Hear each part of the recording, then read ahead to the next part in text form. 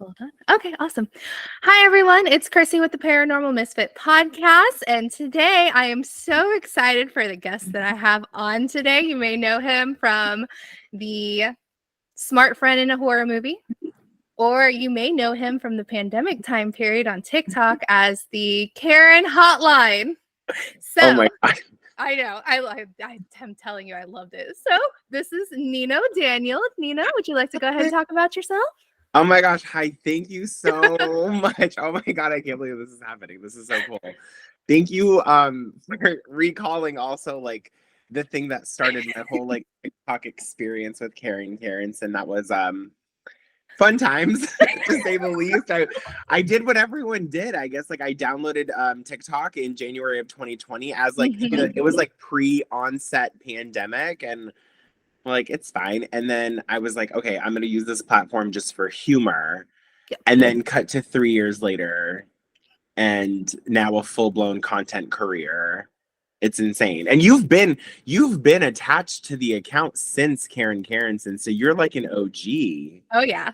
Yes. When Oh, you started doing the Smart Friend in a Horror Movie, I was like, thank you. Because that's how I think in smart. Like when I watch horror movies, I'm like, why are you doing that? Why? Why are you running so why boldly? are you running into the house, or why are you exploring the noise, or why? I think what's so funny with Smart Friend came out with like the same way all of like the virality with my videos did. It was a dumb idea. I was just like, yeah, like Karen's, I was driving down the freeway on the way to my parents' house thinking, okay, well, what can I do that's kind of funny? And I have so much experience in customer service, but people complain about the dumbest. Can we cuss on here? Oh yeah. People complain about the dumbest shit. Yes. And they're like, I asked for my coffee to be 110 degrees. It's 112. It's like, girl, I can't help you. I can't physically. What do you want me to do? Like, you drop an ice cube in there? And then it's gonna go down. Well, yeah, and then like the mute stuff that came on, I feel like that was very appropriate because people were just, once we moved everything to like Zoom and Teams and Skype, people were like, "Can you hear me? Am I coming in?" Like yelling into the microphone. Yes. And then Smart Friend just came up because I've always like thought about like what would I do in a horror movie, and it was original. So the series was originally going to be called Horror Scopes. Oh, yes, because you touch so much on the Zodiac and I love it. So it was originally going to be called Horror Scopes because obviously there's a lot of communication about like zodiacs, and I pick on everyone. You do. I call out everyone and their cousin and their mother, and we call their ancestors up on Ouija board. We do all of it, and it kind of stuck. And I loved that it was such an accidental thing. And I had no intention of it blossoming into what it did. I was just like, oh, this is funny. Let's see if it sticks. Because mind you, TikTok had me, I don't want to say like shadow banned, but TikTok, it had you hidden. It had me hidden. Do people who used to follow me are like, why am I no longer following you anymore? And I think as a content creator, it's such a limiting thing because I'm like, I'm genuinely putting thought into what I put out there. Yeah. For like an audience consumption piece. And then TikTok's like, not today. Not today. So I was literally, I think it was like October of 2021. I was 97,000 followers. And then up until Smart Friend came out in March of 2023, I got down to like 91. And I was losing like hundreds of followers a week, not knowing what was going on, not knowing what was happening. I reached out to TikTok for support and I was like, F it.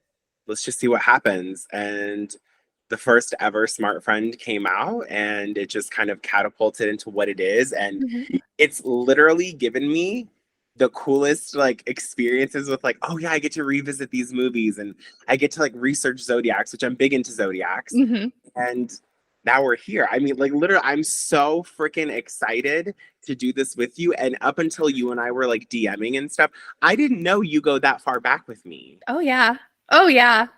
Because like I used to sit on the couch because, during the pandemic, what were we doing? We were sitting at home Babe, we were scrolling. And I was like, babe, you have to watch this. My husband would be sitting on the couch. I was like, you have to watch this. And we were watching the Karen Karensons, and I was like, look at what he's saying. And he's like, man, I've wanted to say that for so long. And we would just scroll and just watch them. And I'm like, look, he got a new one. And then I did the same thing with the horror one, because I have tons of friends. We're always like, let's watch scary movies. And I will send them your videos. Like, oh my God, we just watched this. Look at what he thinks. Like, look at what he's doing. And I love whenever you're like, what is it? Like Virgoing. Yes. Like, and like speaking like from a Scorpio standpoint. It's like, yeah. Yeah. That's it. I love those. I thank you. I love getting like different like zodiacs involved. I love poking fun at Libras. My husband's a Libra. I love poking fun at Scorpios. My sister's a Scorpio. A lot of my friends, like some of my like the core amount of friends that I have, a lot of them are Leos. So I Leos. I rip into Geminis. And if you paid attention, I really, for some reason in the beginning of the series, I was ripping into Pisces. Like, I'm like, what is happening? I have nothing against Pisces. Like, nothing against them. I think they're great people. Some of my friends are Pisces, but like, I caught myself thinking, I'm literally attacking people. Like, and the thing is, I'll research the zodiac and I'll research like the time frame, and I'll be like, okay, so my friend XYZ has a birthday in this time frame. Let me take their characteristics and build it into here. And then I knew like once I started seeing, and I don't mean to get all businessy, but once I started seeing like the numbers, it's seeing like the likes, the comments, the shares, and dare I say like the demand. Yes. Like, okay, cool. So technically the first 3 episodes of Smart Friend is like the trope of people trying to escape a house. Yeah. And I was like, how do I make it ridiculous though? And I was pulling out like a flashlight out of like my jacket, but the flashlight is literally the size of my head. And then now the new thing that we're doing is the telephones. One that we've kind of caught on. The very first like Smart Friend episode with an addition of something was Cabin in the Woods. Yes, I remember that one. And that was just like, yeah, I was like, let me just try this. Let me see how this fares. And then that was the first time that I filmed on so the first 3 episodes were done on TikTok. Okay. And then I was like, no, film it on your phone, but make a longer version. I love your long versions. I'm not gonna lie. I love the Patreon. Yeah. Yes. What do you? Okay, genuinely from someone who's subscribed to my Patreon, what do you actually think? Be real. Oh no, I love it. I go on there and like I'll watch each and every video, and I love commenting and like highlighting certain parts of your acts and stuff. I loved when you shared the Beyonce concert. Thank you. And I'm so excited. Your Kids Bop had me laughing. Oh, more of that come to me. I was like, I have to like give you something. And I feel like for how much it costs and what you're getting, I feel like those 2 things in my opinion equate, but I would love to know from you, like how does that look for you in terms of the monthly cost and what you're getting? Oh, great. Because I mean, you're putting out like almost like every day, if not every other day. So there's something new every time. Every like 48 hours, I give you a drop. Also, wanted to give you this. I know the episode is going to come out after like the time has passed, but Dumb Friend in a Horror Movie. I'm so excited. I think it literally comes out in like 2 hours. Oh my God. I think right when we wrap up, it should be ready to go. Oh, I'm gonna be so excited. I'm gonna have my hairdresser like, look at this. Do it. No, I was thinking too, I was like, okay, it like the whole Smart Friend thing was just something that, even to be able to sit here and tell you about it, for the fact that like you even like graced me with like an invite. I love horror movies so much. I love the paranormal so much. I love ghosts. I love all, I believe in it wholeheartedly. Like, you cannot tell me that there are not other things among us. Right. Because there's so much energy around. There's so much. There's no way. And I think what I started doing with Smart Friend was like, okay, I don't want to do movies from just 2000 to 2023. I was like, you know how many like gems there are from the 70s and how many gems there are from even the one I did recently, The Glass Ceiling. Yes. It's a foreign horror film.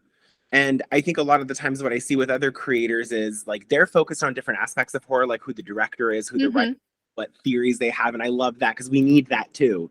I was like, how about, can we highlight like some of the other stuff and like going into research it? And I've now seen so many comments, people DM me and they're like, hey, because you posted this, we went and watched it. And like, it was a really good movie. So it's a little bit of like a resurgence of movies that may have not been given their flowers. Yeah. At the time of them releasing. And I loved the fact that we've like developed a love for like the dropping of the voice and the squeaks. Just like just a cute wait, I have to like lubricate for that. Hold on.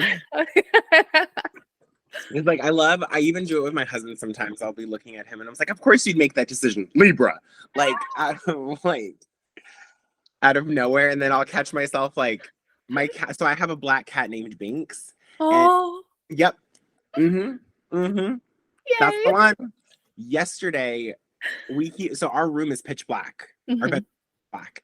And I was walking into the bedroom yesterday, and I love playing this really fun game with him called Is That a Cat or a Pile of Clothes?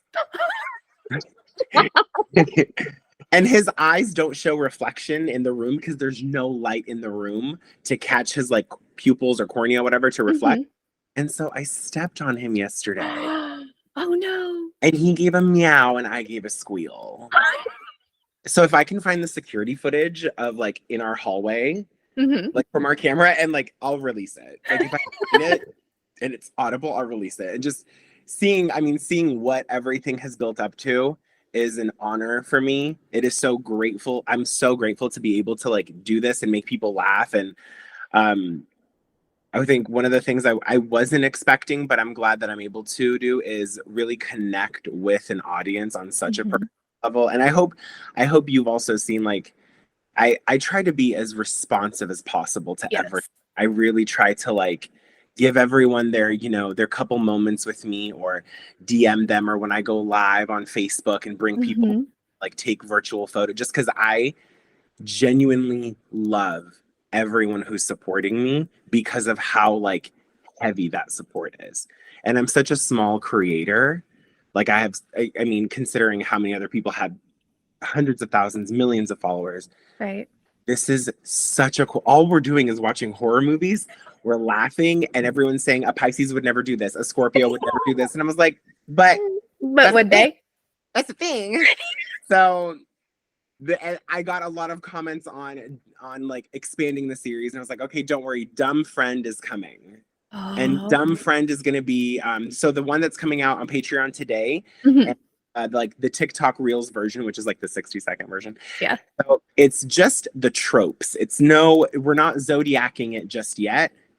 It will become like Dumb Friend in a horror movie, Cabin in the Woods, Sagittarius edition. So for every single person who wants to jump me in an alley because I don't talk about their zodiac enough, everyone's like, why didn't you mention Capricorns? I'm like, did you go back 2 videos? You're there. Did you go back 2 videos? I literally ripped you a new one. So now every single person is going to get made fun of on their own individual video. Oh, that's exciting. So, also, before we move on, can I please shout out everyone who's following me on Patreon? Go for it. Okay, so and I have my phone out here. Shout out to Chrissy Davis. Thank you. Big shout out to Sarah, Danielle, Gigi, Corinne, Brittany, and Misty. Yay! So thank you to those wonderful. Thank you to you and everyone who has subscribed. This is the coolest thing. Oh, I love it. I was so excited because, like some people are like, join my Patreon, and I've done it. And I'm like, but your Patreon, you have done so well with it. Like you make sure there's always something there. You're always giving us updates, like all sorts of things. And the thing is the live tomorrow. Yes. And the lives. And then on top of that, like we have a chance to just go back through and continuously share your videos, like go and show someone the longer version. Cause that's what I do. Like, you have to Yeah. watch this. You have to watch it. Yeah. Oh my I was God. just doing it earlier with my friend. I was like, look, he did. I know what you did last summer. Do you remember Valentine? Oh, when I tell you Valentine was the movie that like I was so afraid to do, Yeah. friend, because that was the one that got me into horror. So Oh. then I went back and I was like, okay, cool. Like I went back and I found out that Scream is my favorite franchise. Scream is good. And I think for me it's my favorite because that can really happen. Mm-hmm. Like the thing with like Freddy, okay, sure. The thing with Michael, okay, sure. Jason, okay, sure. Jason can also happen. But I think with Scream, someone literally can Yeah. sneak into your house, call you, and be like, what's your favorite scary movie? By the fucking way, I'm gonna gut you. Right?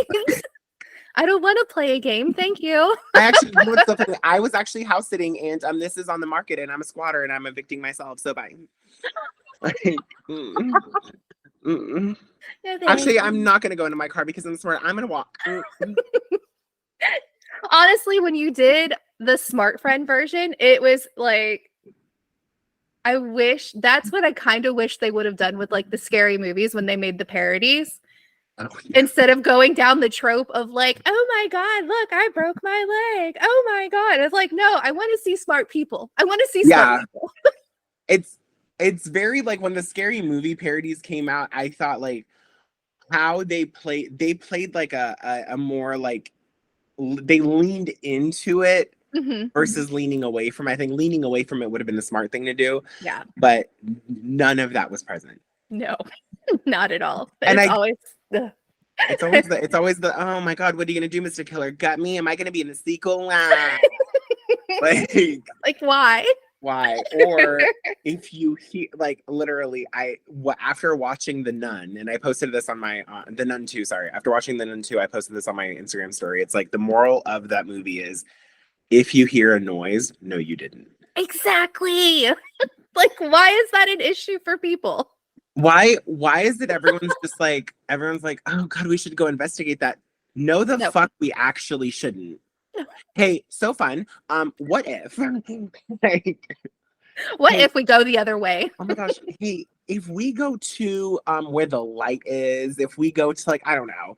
My version of going to the light is like where the populace is, and we can like blend in with the crowd. Yes. That other person who wants to explore the sound, their version of the light is going to Jesus. Yes. And I definitely want to meet God definitely when my time is there, but not too quick. not based off of a dumb decision, thank you. Not based off of I wonder if that's someone we know who's making noise like in the basement as we're on the second floor. No one that you know has followed you and decided, hey, maybe they went into the basement. I.e. not malignant, barbarian. Yes. Or the other one that usually throws me off is all of the ones that are in the woods. Why are we constantly in isolated areas in the woods? Why are we? Here's the gag. Is like, I will say, the Smart Friend movie that I've seen recently that actually fares really well. Have you seen? Oh my gosh! What is it? The Blackening. That sounds familiar. Ford. Yeah. No. It was a 15-minute SNL skit that they turned into a full-length feature film, and it's a group of Black people celebrating Juneteenth, and the majority of those people escape. I wonder why. Because they turned around. In an isolated Airbnb in the woods, multiple killers, all of that stuff. Oh. And of course, it's like going back to the tagline of Scream 6 or Scream 5. It's always someone you know. Mm-hmm. So like my thing is if my friends are like, hey, we should go like camping in the woods. And I was like, if by the woods, you mean the Courtyard Marriott that sits on a lake? Yes. Where there's a free continental breakfast, security on site, Wi-Fi for days, and multiple electrical outlets, I'm so for it. Or if we do go camping in the woods, the only thing that I would ask is whatever house we stay on, it can't be like, oh, the lake is a mile away. No, I have to be on the lake because that's another escape route. Mm-hmm. Don't put me on the side of a hill. No. Don't put Oh me my in God. a mountain. The way, like, when I did When a Stranger Calls, that's one of the things I tapped on too. I was like in the long version of When a Stranger Calls. That's a vault one that's coming soon. It's like, you chose to babysit, and this is the Camilla Bell version. I was like, you chose to babysit these kids, and these people live an hour and 30 minutes away. So when they left for their dinner, they had to travel at least an hour. When the mom and dad left for their dinner, they had to travel at least an hour. And you just gonna be fine up here in the forest? And then you're telling me that the guest house is a quarter mile away? You have me so fucked up. I'm literally like, I'm sorry. The last I checked, my name was Nino, not Licorice. You got me twisted. You got me so twisted. Oh my gosh. Anywho, so it's just, that's what I mean. It's like, I love what I'm doing with this series because I look at that and I'm like, that is the dumbest. Yes. Have you had that ever where you've been with like a group of friends and they hear something like, and someone was like, oh, let's go explore it? Like, has that ever happened to you? No. So I did. I live in a city. I live in Jacksonville, Florida. And like I was friends with a lot of people, and like the ones who would do dumb shit, I'm like, we can't be friends anymore. I don't like cops. I don't like handcuffs like that. I definitely don't want to go exploring abandoned areas. We're okay. We're fine. We're actually so okay. Yeah, I could see it from a distance. Show me the pictures. You know what? Google Mapsing it sounds so convenient. Right? And then my husband, oddly enough, he's from Tennessee on the Appalachian side. And I always joke with him. I always mess with him. I was just about to bring up the Appalachia. Ooh. I joke with him. I was like, that's your Appalachian blood. He's like, shut up. He's like, if I heard it, I didn't see it. I'm not going to go look for it. Like, is that a real thing? Speaking of like obviously paranormal stuff, like explain to me his stories, or you're not, because Appalachias is something that I'm curious about. You wouldn't catch me dead in there though. No, I don't understand why people go hiking it from Georgia all the way up. Yes, that is a big trail. It goes from Georgia all the way to like, I don't know, Massachusetts, Maine area. Girl, and like, oh no. No. So, The Wrong Turn. You remember that movie? I think I did that one. I think so too. And I don't remember it was the guy with like the interview or something like that. Yes. Right? Yeah, I think so. Oh, that was a good one. So the thing about the Appalachians is they haven't been fully investigated, so they don't know what's going on there. And you've gotten a mixture, right? So you had a bunch of immigrants who came over. You got the Italians, you got the Irish, you got the natives. So like all of this combined together, they put all their folklore together. And like, that's what you got. You got all this wild stuff. Like, that's so great. Send a postcard. Right? I'm like, we were doing a zombie run, one of those fun runs in Georgia, and I didn't know where the town was. And we were driving, and I was like, babe. He's like, yeah. And I was like, this looks like some straight up horror movie shit. You better turn around. Wait. What do you mean? Like, what did it look like? We got on a road, and then all of a sudden there was no one else on the road, and we just kept going. And I'm like, oh. No. And then we're going near hills, and then we stopped in a town, and we went to go pick up some food, and everyone's just staring at us. And I was like, I cannot do this. That's probably the Jeffrey Dahmer human meat. That's see the way, and I'm so sorry, there's like I live close to an airport and a train station in like rural Mesa, Arizona. So that's great. I would definitely, like, if I'm noticing a trend where I'm the only car on the road. Yes. And this goes back to the Hills Have Eyes, like the 70s or 80s version that I just did. If you're noticing that you are, it's one thing to be the only person for a couple of miles. If you're the only car on the road for more than about 10 minutes, I start freaking out. I get even more freaked out when I randomly see another car appear. So I'm like, out of nowhere. out of literal, I was like, that's funny. When I looked in my rearview mirror, you weren't there. But Papa was the weasel. You're also sitting there and you're like, well, where could you have possibly turned from? Because I've passed this whole road and there's not a turn. No one can turn onto the road. How did you get here? It's that's like, my husband and I love taking road trips. So, but I'm super cognizant about like who's behind me and for how long. Like the smart friend stuff for me isn't just like a comedy thing. I genuinely am so alert in situations. And I've learned also like comedy is a great deflection for fear for me. So every time I go into like a haunted house, like, you know, those like haunted houses that you pay for. Yes. Not like the genuine abandoned ones. No. I want to go into a controlled haunted environment where I've paid $27.50 plus tax for a GA VIP like entrance. Yes. And in those, I think like, okay, nothing's gonna happen to you right in the beginning. Okay, we're in an open area, which means someone could pop out. Like I start telling myself, expect this, expect this. Or like if someone does surprise me, I said this to this one little girl. She came, I was going into like there's this guy in Scottsdale and he turns his entire backyard into a haunted house. And he gets paid money. Like the city like blocks off his road. He has a permit. This man is a genius. And then once Halloween is done, he takes everything down and builds something for Christmas. Like this man is a genius. Oh my God. And I was going through, and it's like a family thing. Like his wife's sons, nieces, nephews are involved. And I was walking through one area, and this girl came out of what didn't even look like was a table, and she popped up in front of me. Like my husband had gotten maybe like 3 feet in front of me, and what I do is like I have long arms. You obviously can't. I have like literally 2.5, 3 foot long arms. I'm built like an octopus. I have like no muscles. I'm built like a scraggly little thing. I literally look like a Slender Man with a belly.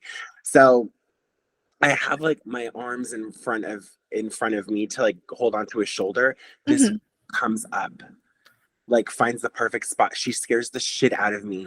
And rather than like screaming, rather than be like, oh my God, I was like, oh my God, you're fucking adopted. Your mom never loved you. Like, just go for the insults. if you're going to literally drain my urinary tract, like, and not like pedophilically, but like if you're going to piss me scared, I'm gonna make fun. You know what? I'm gonna level the playing field. You were not loved, and you were given the off-brand version of Lunchables. That's what you were given. That's what you were given. You died. I am one of 2 people in a haunted house that are done up like that. Oh my God. How do you show up into a haunted house? So it depends. She says I don't. It depends, right? So St. Augustine used to have this really good one. I haven't done we have like something called the 13th floor here. We do too. And I haven't done that one. Is yours actually 13 floors? No. Or is yours like a flat level? It's a warehouse. Okay, ours too. Ours is a recycled grocery store. I think ours is part of a mall that's not doing very well. Oh, that's their version of a spirit Halloween. Just to it. Like, I mean, the government shutdown is supposed to happen tomorrow, October 1st. So might as well just stamp a spirit Halloween sticker over the White House. Right. Exactly. Wait, okay, so what happened in your experience? So the first one, there was 3 of them put together. So first one was Vertigo. Great. Right? First one was Vertigo. And it was like the black and white spinning stuff all around. Like, you know, it's supposed to throw off your equilibrium. I was like, okay, whatever. That one was okay. Then we get to one where there's clowns. And if there's 2 things I cannot do is clowns and porcelain dolls. Oh, no. And we walk into a room. I'm clutching my husband from the back. And we're walking in. He's like, I was like, babe, there's a little person in the middle of the floor. It's either a statue or it's an actual person. But I tell you right now, if they come towards me, I'm punting them across the room. So your feet work. Good to know. My feet work great. I was not a soccer player, but I will be to get my ass out. One thing about my sis, she will punt. I won't run. I'll punt first and then I'll run. I just want to make sure I got a good distance. I'll do the scream, punt, and run. That's my favorite. Like, that's PR. Like. And then they came out from the corner. I think they heard me, so they wouldn't come near me because I said it loud enough. I say stuff loud enough so that the scare actors know you F around, you will find the fuck out. Because... Oh, yeah. Oh, I found out, and I want to get to the third one, but I want to mention, I don't know if they do this in Jacksonville, but I found out here in Arizona, the big haunted houses, the ones that are like $40 and up for a ticket, right? All of those actors are mic'd. Oh. And so they could be like, there's a guy who has a man bun with like a beige shirt coming through. He's really scared. Like, that's so dirty. And I was like, oh, okay. So that's why I go into situations where I'll probably start doing that. Actually, I'll start adapting that. Like, if you come out at me, I signed a waiver, but so did you. Exactly. You have dangers in your contract of doing this. Like Hell House. Have you watched Hell House LLC? Where's it at? So I found it on Shudder, but I think it's streaming. Is it also streaming on Prime? I don't know. If you have Shudder, Shudder is nothing but horror movies. How much is Shudder? $4.99, I think. Easy peasy. Right? Because I bought it and I was like, oh my God, there's so much here. Oh, easy. It's called Hell House LLC. What's it about? So it's found footage based. And what it is that you had these group of friends who were doing like the pop-up, right? The pop-up haunted houses around the country. And they go to one, and I don't remember what state it was in or whatever, but they get this like haunted location and they start to set it up and everything. But come to find out the place was really haunted. They got possessed and like turned it into a haunted house attraction, and a whole bunch of murders happen on opening night. So the found footage is kind of like how they do most of them, where they're like, oh, well, we're going to find out what happened. Someone else dumb enough is like, well, let's find out. Okay, so Blair Witch modern day. Got it. Mm-hmm. So, yeah. I think, so you know how you told me clowns and porcelain dolls? I agree with you with clowns. Clowns. But there's something so eerie about found footage that I'm like, the viscerality of this could actually happen. Like, or what was it? What was the one with Mila Jovovich and the alien attack in Alaska? Oh, that movie. Oh my gosh, not the Fifth Element. Abducted or something. Hold on, I have to but I think at the end of that movie, they actually showed you the real footage, like in the credits. They spliced in the actual story that it was. My God. Based on Alien Alaska movie. The Fourth Kind. Okay. Mm-hmm. The Fourth Kind. That scares me. My husband he's like, oh, you should do a Smart Friend on The Strangers, the 2008 one. Here's the gag though. I drove a blue Volvo at the time. In the movie, that family had a blue Volvo. Right. No. See, those type of movies absolutely freak me out, and I think those are the scariest. Between those and like exorcism, certain exorcism movies. Are you excited for Exorcist Believer? Yes. Have you watched Pope's Exorcist? It's on Netflix. It's got I heard it didn't do good. I liked it. Okay, so if it's on, okay, I'll take it. So the guy, it's actually a true story. Right? Because it's the actual Pope's exorcist. It's his lead exorcist. And he has books that he wrote. Yeah, I know. They're going to make a second one. Yeah. Oh my God. Yay. Another movie. Yes. Like religion and possession and those, I don't know why I love, like when we're thinking of subgenres for horror, found footage. Immediately. Absolutely. I wasn't really too, like, the aliens in Signs were absolutely scary, but the movie itself was so slow moving for me that I Girl, it wasn't. took them like what, an hour and a half? Yes. Like, M. Night Yes. Shyamalan, what are you doing, babe? But like that alien movies for sure, because that just aliens, come on now. And then possessions. Religious trauma movies always get me because It's a real thing. it Like, is. have you seen footage of like there's some stuff that was on like Twitter, not Twitter, YouTube, where it was like the Vatican at dark or something like that. And it's like people just talk about what happens in like the Vatican City as the sun is setting. Oh no. Mm-mm. And there was one episode where this guy, like, he was just randomly filming. He's a citizen there, and he's, first of all, what? If anyone ever was like, hey, you want to move and live to the Vatican? No. Nope. Actually, I would stay far away. I'm actually busy that day. So funny. I'm going to Jupiter that day. That's so crazy. I've decided I'm moving not there. I've actually decided I'm dead. That's so weird. That's crazy. I just unalived myself. So this is Particles of Dust.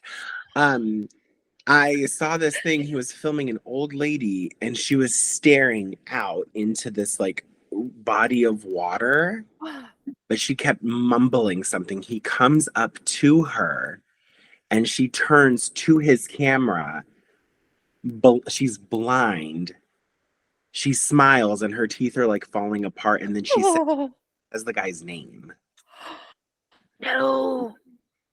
Nope. And I don't know if that was like a teaser trailer or something, but I'm like, this looked way too authentic to be a promo for something. Unlike the way they, hold on, random, who's calling me? Okay, sorry.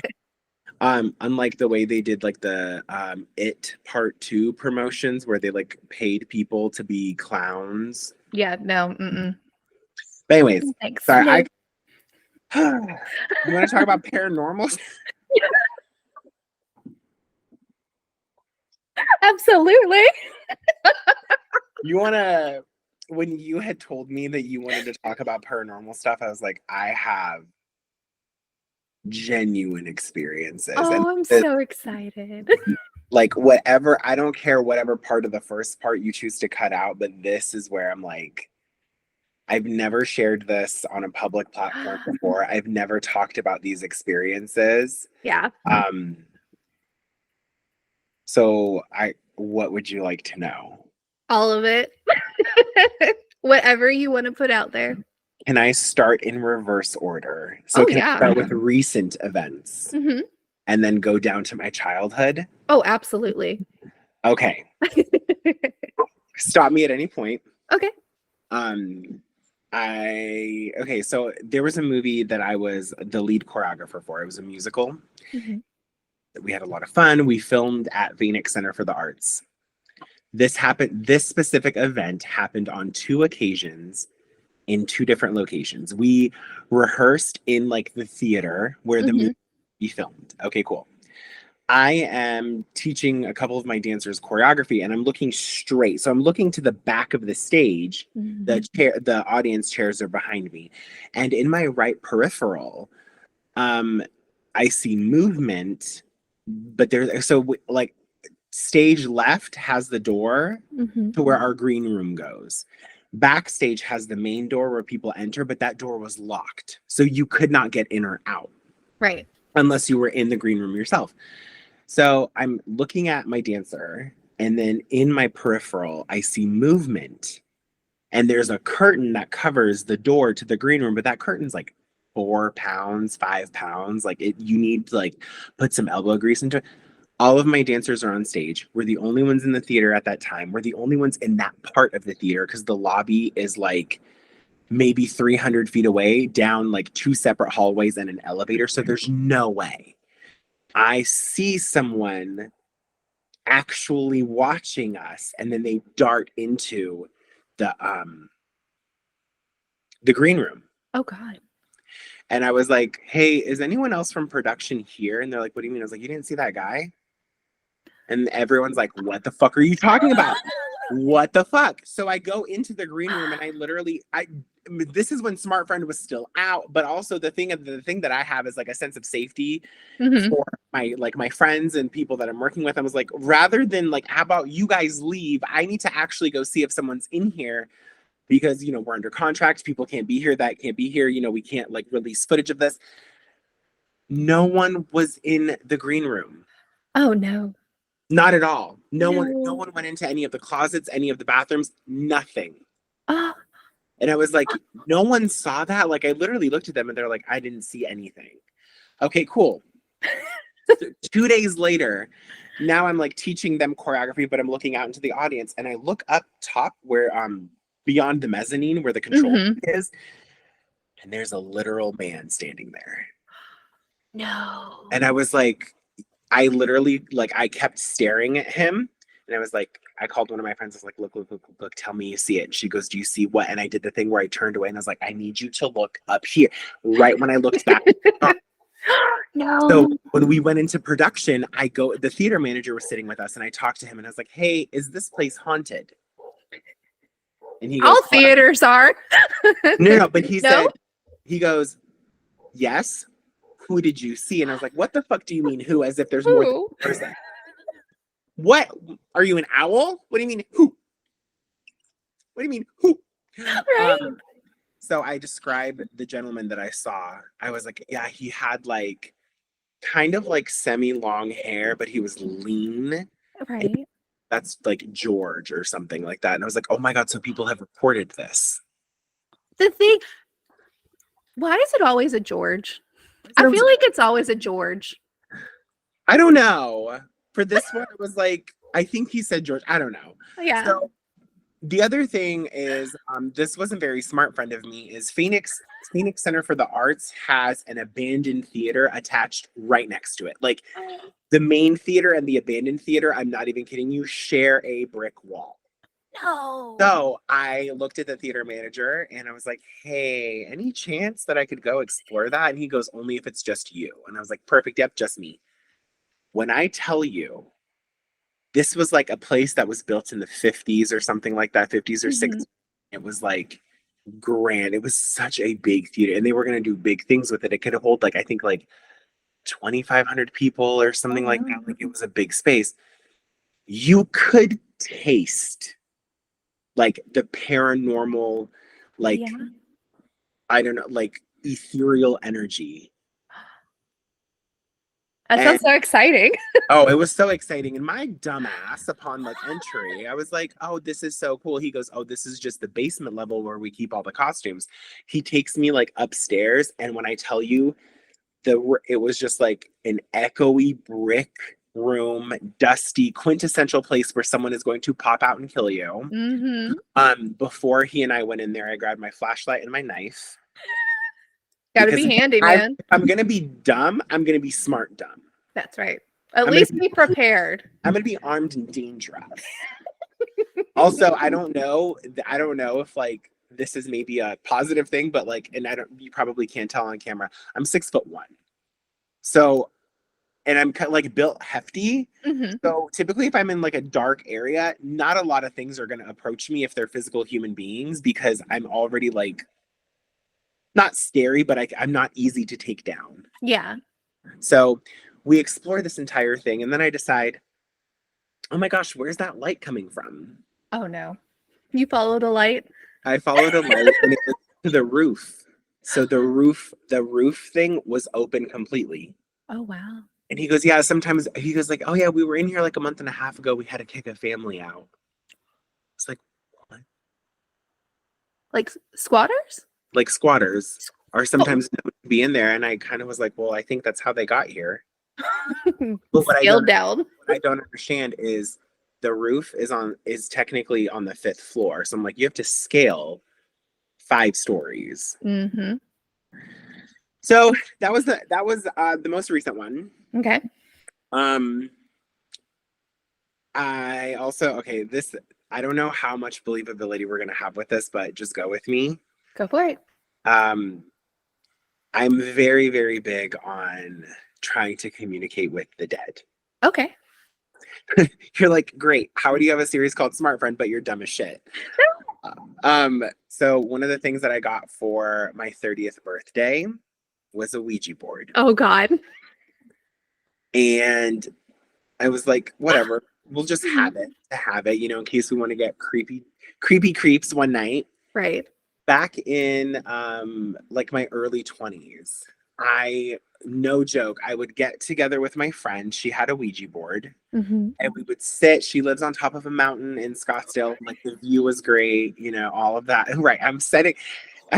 Chrissy, I'm setting myself up for failure. We just talked about why we don't go up to the mountaintop. Also, this was before I got smart, though. This was before I got intelligent. Like, remember, men don't develop intelligentically quick as women. So, I was like, I don't know. Too many chicken nuggets will do that to you. I don't know. Plenty of experimental things to do in your 20s. Some people experiment with, like, I don't know, sexuality and gender. I'm over here like, let's contact the dead. So I would say, if she ever gets a chance to watch this, hi Michelle, I miss you. We would sit, and for some reason, when she did it with anyone in her family, they would get rough connections. When I sat down and did it with her, we were hardcore communicating. Oh. I would be like, hey, ask it. Like, we would be like, is this Michelle's grandmother? Yes. Mm-hmm. We'd be like, okay, Michelle, ask it a question only your grandmother would know. And she would get specific. She's like, what was the name of the stuffed bunny you gave me when I was 3? Oh, wow. The thing spelt it out. Oh, like, to the T. No.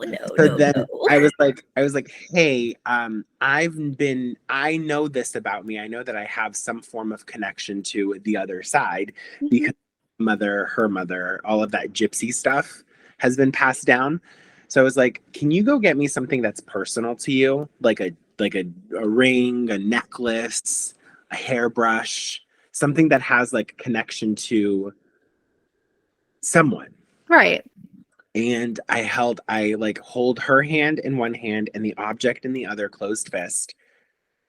And I just like take a deep breath and I close my eyes and I'm like, okay, this type of person is coming through.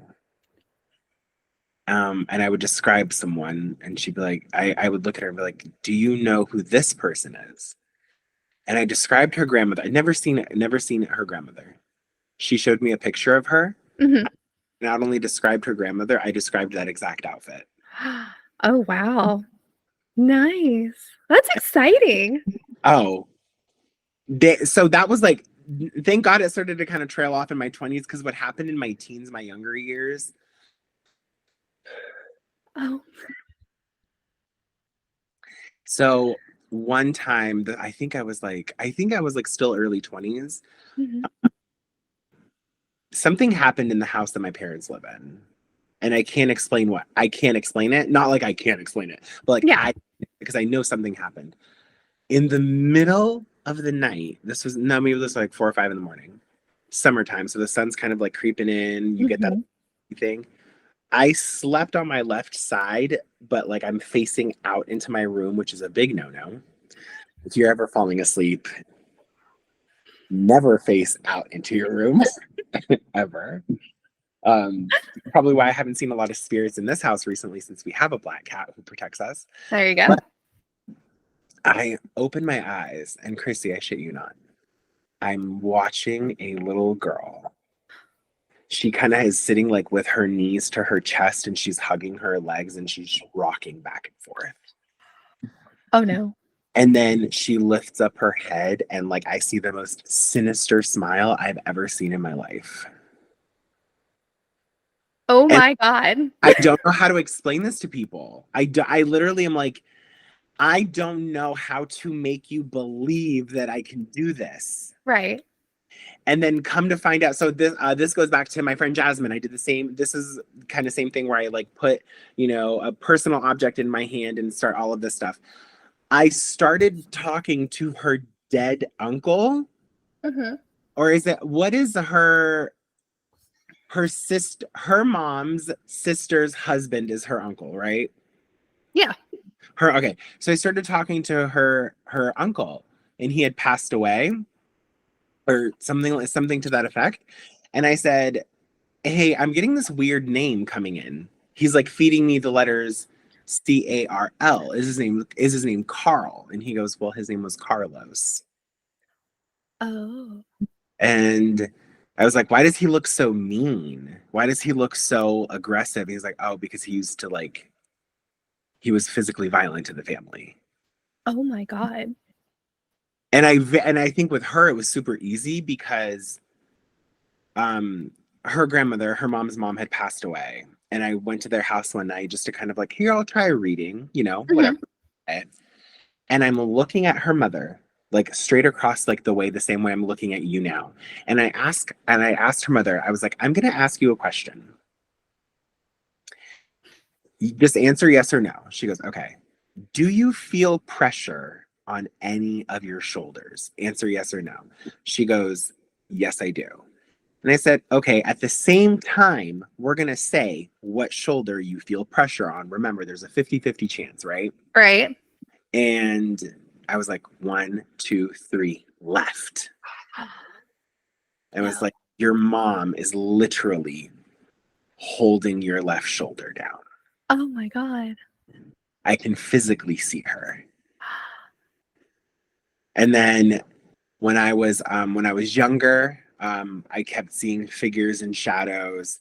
The two big things that happened to me when I was younger, and I've not ever said this in like a Mhm. public place. Um, the first one was probably the first. Well, they're both creepy in their own way.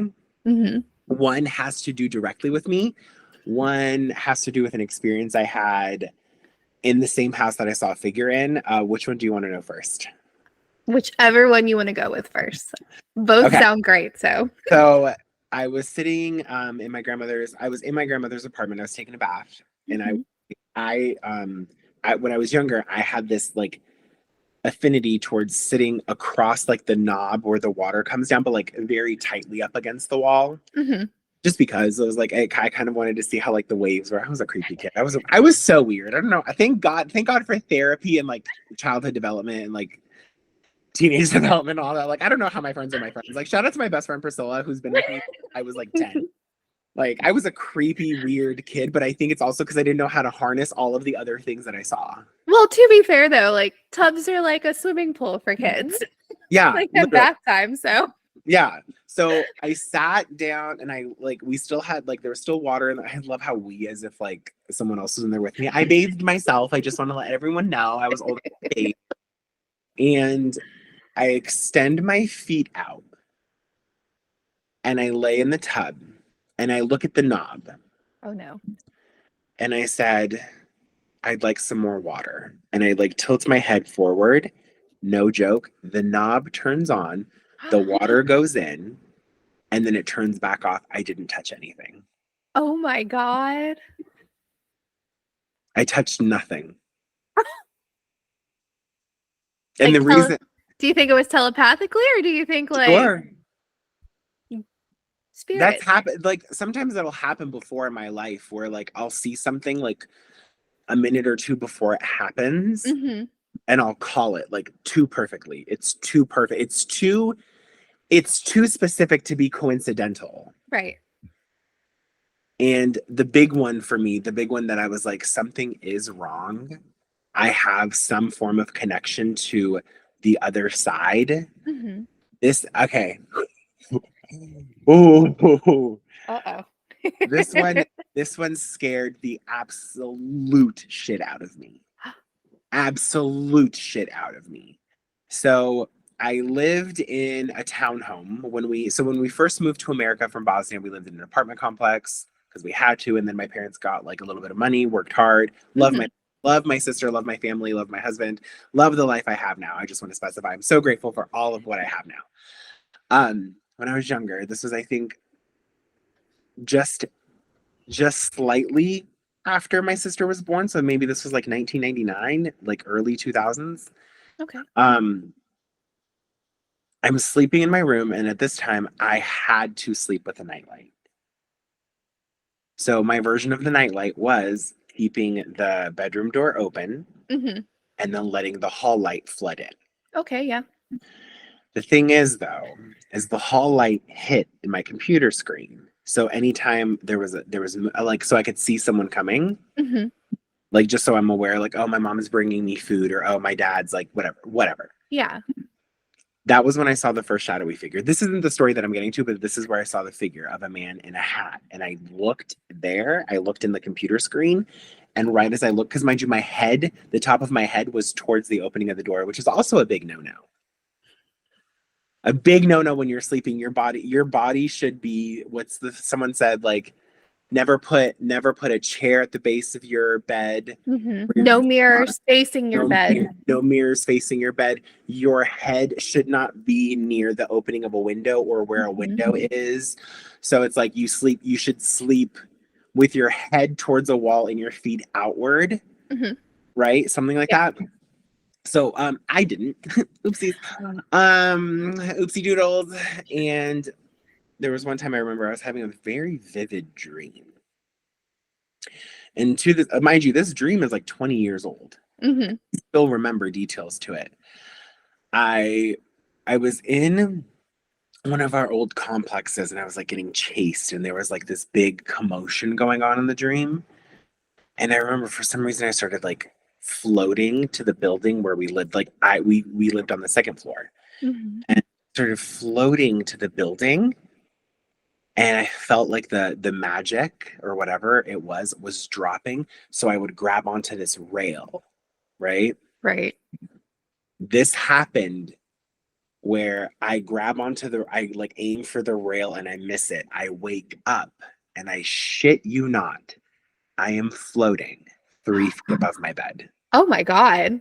So when I hit the bed, like, I think I don't know what happened, but I was awake and I'm looking up and I was like, that's my ceiling. Kind of like lucid dreaming. Kind almost. of like lucid dreaming. And I was like, I was like, wait a minute, is that my ceiling? And right as I go to touch it, I fall into my bed. So much so where my dad was like, hey, are you okay? What's all this commotion? Oh my God. Wow. So have you like tried honing in on any of your like abilities? I feel like you should be. I feel like I should be. I feel like I'm more just like I want to say this in a very respectful way. I think spirits might come to me because I just like to listen. I like to just like, okay, what's your story? I'm never there to be like, where's the treasure that old Smitty hit? You know, Yeah. I'm not trying to like the Goonies anything. I'm really not. But I've really tried to hone in on what it could be. Yeah. I've really wanted to. I don't understand tarot cards enough to do it, and I think like saying, "Oh, you're like this because you're a Pisces" is too broad. But I make fun of them in my series. To be fair, right now it's Cancer because I've seen you tear into Cancers lately. I rip into Cancers now. Oh, I think one of my funniest jokes was when I said, "Yes, you can, sir." Like, I think that was Poltergeist. Yes. I think that was Poltergeist, where I was like, oh, that was funny. And was it Poltergeist also? Was it Poltergeist? Oh, yeah. Zempic Ronald McDonald? Yes. That was a joke. That was good. I loved it. That was so good. And I got like, I want to jump ahead. So on that topic, I want to jump ahead to 13 Ghosts, which was... I love 13 Ghosts. Okay.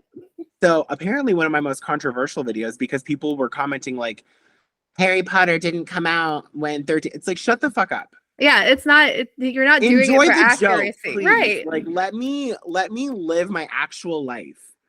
Yeah. Like, not everything has to be timelined. If I wanted to talk about 13 Ghosts and throw in a Tesla joke, because again, electrical currents, all of this stuff, a Tesla joke would have fit perfectly. Let me do it. Let me live my life. Honestly, block me.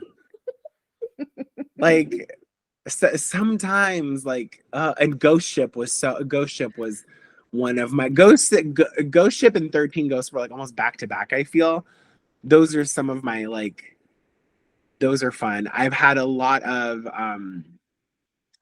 requests to do Talk to Me. Have you watched it yet? I didn't like it. I haven't watched it yet. You didn't like it? It looks, I hate to say it this way, it looks kind of too over the top and like coming off cheesy. If you've seen the trailer, you've seen the movie. Yeah. You can guess what happens. It's so predictable. Oh, that's no fun. And that's like, I want to get to this question in a second, right after that. But like, I will say the reason I might do Talk to Me. I might do a smart friend of Talk to Me. But also, the entire movie is going to be like, why are you going to a party where people have a demonic hand? And why are you trying to interact with it? And why is everyone recording you? And why are there people with like heightened emotions where spirits are drawn to that? Like the first 5 minutes of the movie, I'd be like, y'all are dumb. I'm going home now. Like, honestly, I'd look at that party, be like, I'm just going to DoorDash the rest of the night. Like, you guys have so much fun. I want to ask you this on the topic of horror movies. Mm-hmm. Whether it's your favorite or your like top 3, what is your favorite horror movie and why? So I have a few, and some of them aren't necessarily horror, but they kind of borderline it. So I love Heath Ledger. Yes. And it was like a little bit after A Knight's Tale, he actually did a kind of like a horror film. And he had some of the cast from A Knight's Tale in it with him, but it's called The Order, and it was about sin eaters. And it was, I remember this. So good. Oh, this is old. It was like, let's see, A Knight's Tale was like what, early 2000s? So yeah, early 2000s. Oh my God, yeah. And it's like dark and dreary the entire time. And like his character ends up becoming the next sin eater. So great. Awesome. But he had the girl that was the princess or whatever from A Knight's Tale, his two buddies, not Chaucer, but the other two buddies. The other two, they were he in said, it y'all too. want another job? Like, y'all, we sticking together. Well, it's kind of like Nev Campbell and Skeet Ulrich. Oh my God. They've been in everything together. Like, exactly. Now for slasher films, Scream is mine all the way. Love Scream. Best friend. Love it. And Matthew Lillard's in it, and I love Matthew Lillard. Tell me you've seen the trailer for Five Nights at Freddy's. Yes, I'm so excited. I was like, yes, he's back. I have to ask you this on the topic of Scream. Do you think Ned is going to be in Scream 7? It's a toss-up. If they meet her demand for money, because that's what she really should be paid, because she was the face of it. She was the franchise. Yeah. I mean, granted, Jenna Ortega is great, but Melissa Barrera is great. Right. But they wouldn't be there if Nev didn't do so good the first time. You have to have, it had to have a good solidified story, great act. I mean, it was 2000s acting, but great acting for it. And it's something that no one ever thinks of. So yeah. We'll see. A Skeleton Key. I love Skeleton Key. I'm so glad you mentioned that, because that movie stepped with its 6-inch stiletto into my trachea. I lost my breath. It was because the ending, there's no happy ending. And honestly, I really like when horror movies do that, because it's more believable. And not to mention, you're talking about Louisiana, New Orleans area. You're talking about you're talking about 1800s plantation home, Louisiana, slave trade era. Yes. And you think all of the, and for movie purposes, I want to say this, all of the slaves they brought in from Africa, you don't think that there's going to be some witchy something or other attack? Oh my God. Come on. That one, I love the twist to it, because it's you didn't know that the old couple was literally embodying other people they did it to before. The lawyer. The lawyer was one of them. And I'm like, oh my God. Fantastic movie. Doesn't get enough credit. Doesn't totally get fantastic. You couldn't guess the ending. No. I loved how they did it. Yes. The filming of it, the moodiness that they brought into that whole film. Like, it wasn't dark and dank. It was like, but it was dark looking, but it wasn't it wasn't like the found footage stuff. No. And now every time I see like crushed red brick, I think of the movie. I loved the part in the movie where they're like, the spell you cast doesn't stop anyone from getting in. Yep. It stops you from getting out. And I was like, you got to be fucking kidding me. You're like, no, absolutely not. You got to be like, uses all her strength to push the mirror. And I'm like, you're kidding me. Then she tried to play it along. She's like, yeah, could you check on this leak right here in the back corner? Could you do that for me? And like, her friend warned her the entire time. Yeah, her friend was like, hey, bitch, don't be stupid.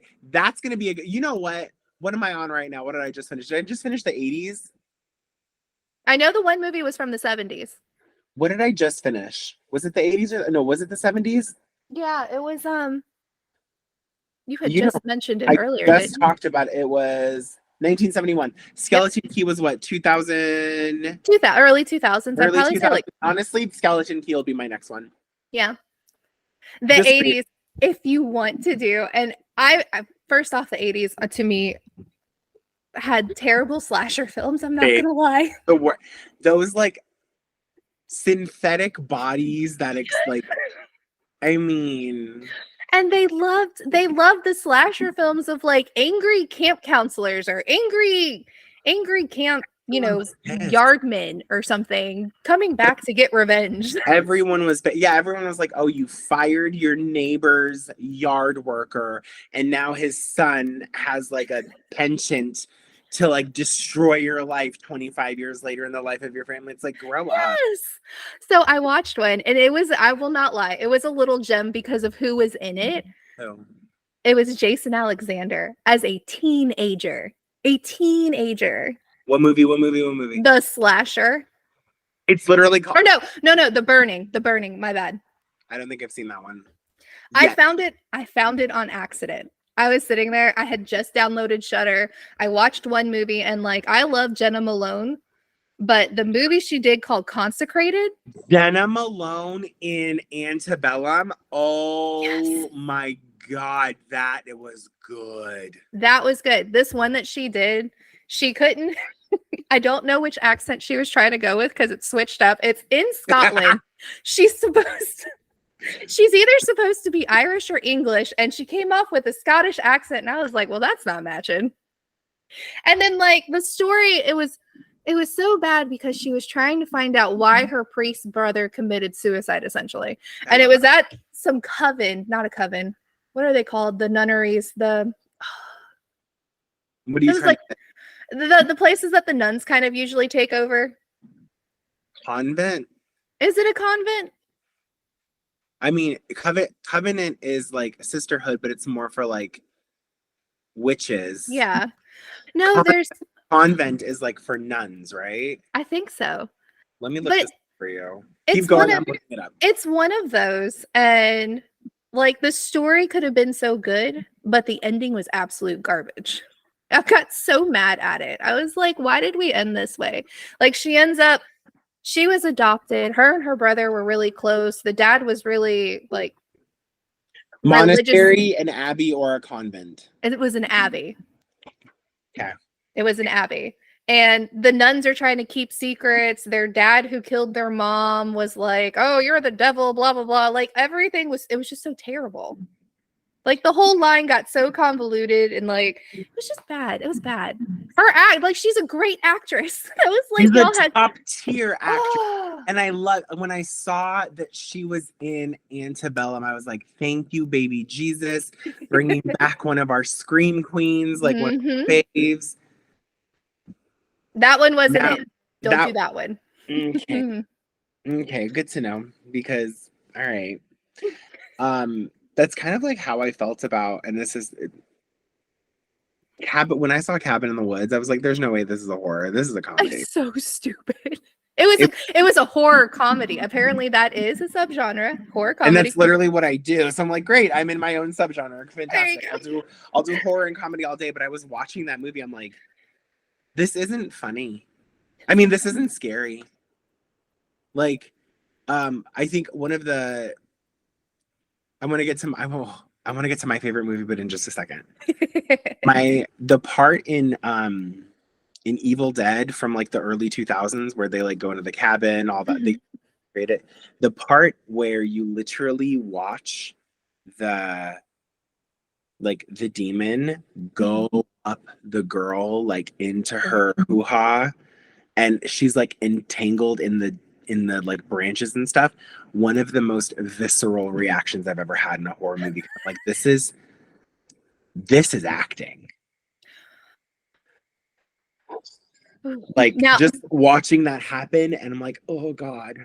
Now, I will say, so I'm not a huge, like, I want them to kind of get away from the whole, like, inbred kind of situation with horror films. You know, oh, we're in the Appalachians, there are a bunch of inbreds. Oh, look, people who live in caves, they're inbreds kind of thing, right? Because, one, they're in all of them. They're in every single one of them, girl. Wrong Turn, the things that were in The Descent, they were in caves. And then The Hills Have Eyes. Now, Barbarian. Oh, my God. That was like 4 generations of like inbreeding. Yes. But my issue with it is that they get too gory with it. It's like so nasty, so disgusting whenever they decide like the remake of The Hills Have Eyes. I refuse to. I've heard horrible things about it. Early 2000s, my friend at the time, she's like, "You got to go with me. No one else is going to watch it with me." And I was like, "Okay, cool. Yeah, I do horror films. Okay." And I thought you meant there was like a more recent one. I've seen the early. No, the early 2000s was so bad in like the very beginning, like it was too graphic for me. I actually walked out. I was like, "Nope, we're good. I'll go watch the 80s." Like, solid. Mm-hmm. Just I will say, like, so okay, just to answer my own question that I asked you 10 minutes ago. I have a special surprise for, I want to say I'm saving this episode for the 100th episode of Smart Friend, which is coming up. But my favorite horror movie of all time, and mind you, I've watched my range of horror from 70s to everything. Have you seen the movie High Tension? That sounds so familiar. French foreign film. Is that with the 2 girls? Yep. The ones that were like they were going up, climbing? No, not that one. I'm getting confused again.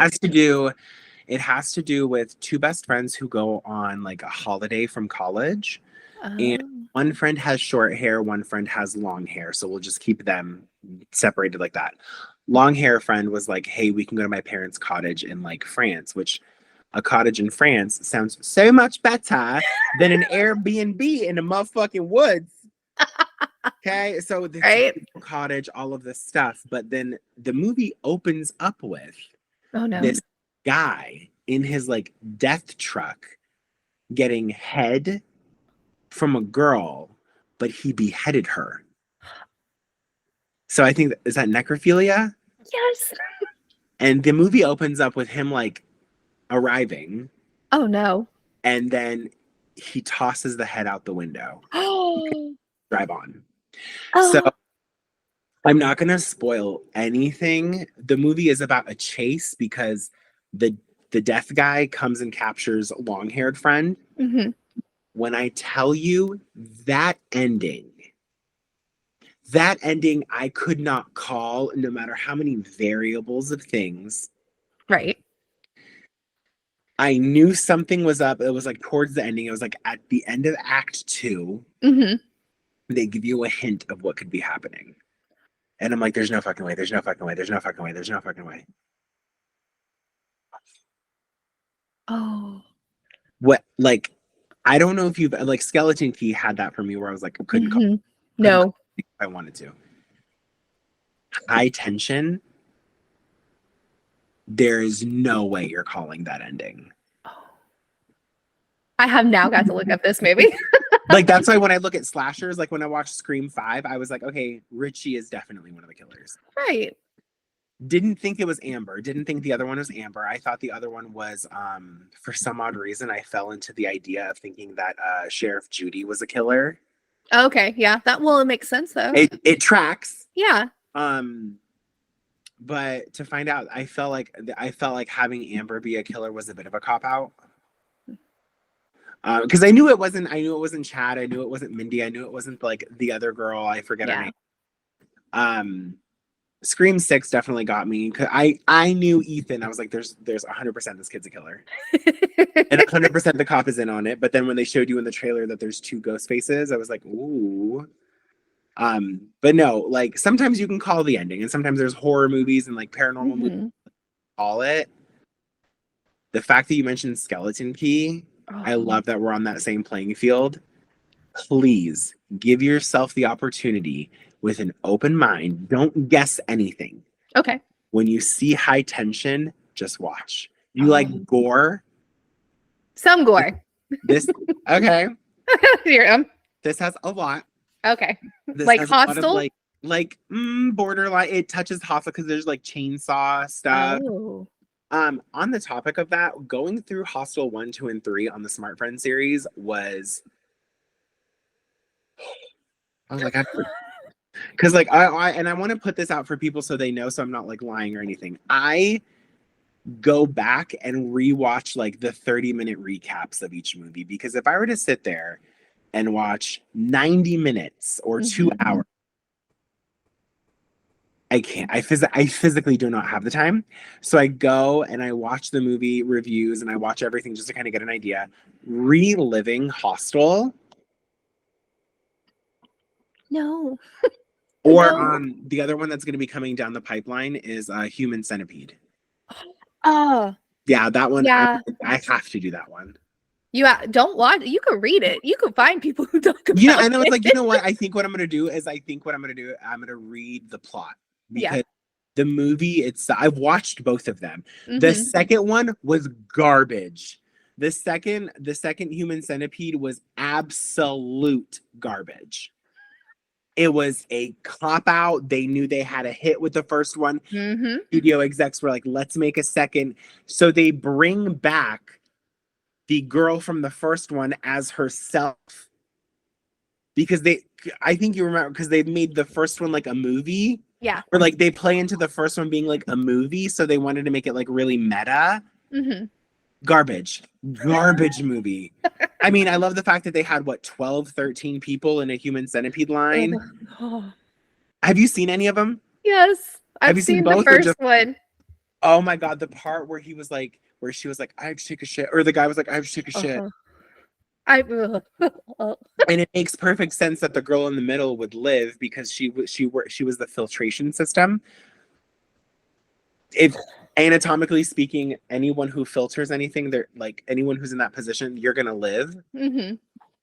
Not that, like, I haven't tried anything myself. I'm really good with anatomy and physiology. I have a degree in science. Has a degree in science, really good with anatomy, physiology, kind of approachable and funny, has paranormal experiences. I'm checking off all of like the lists.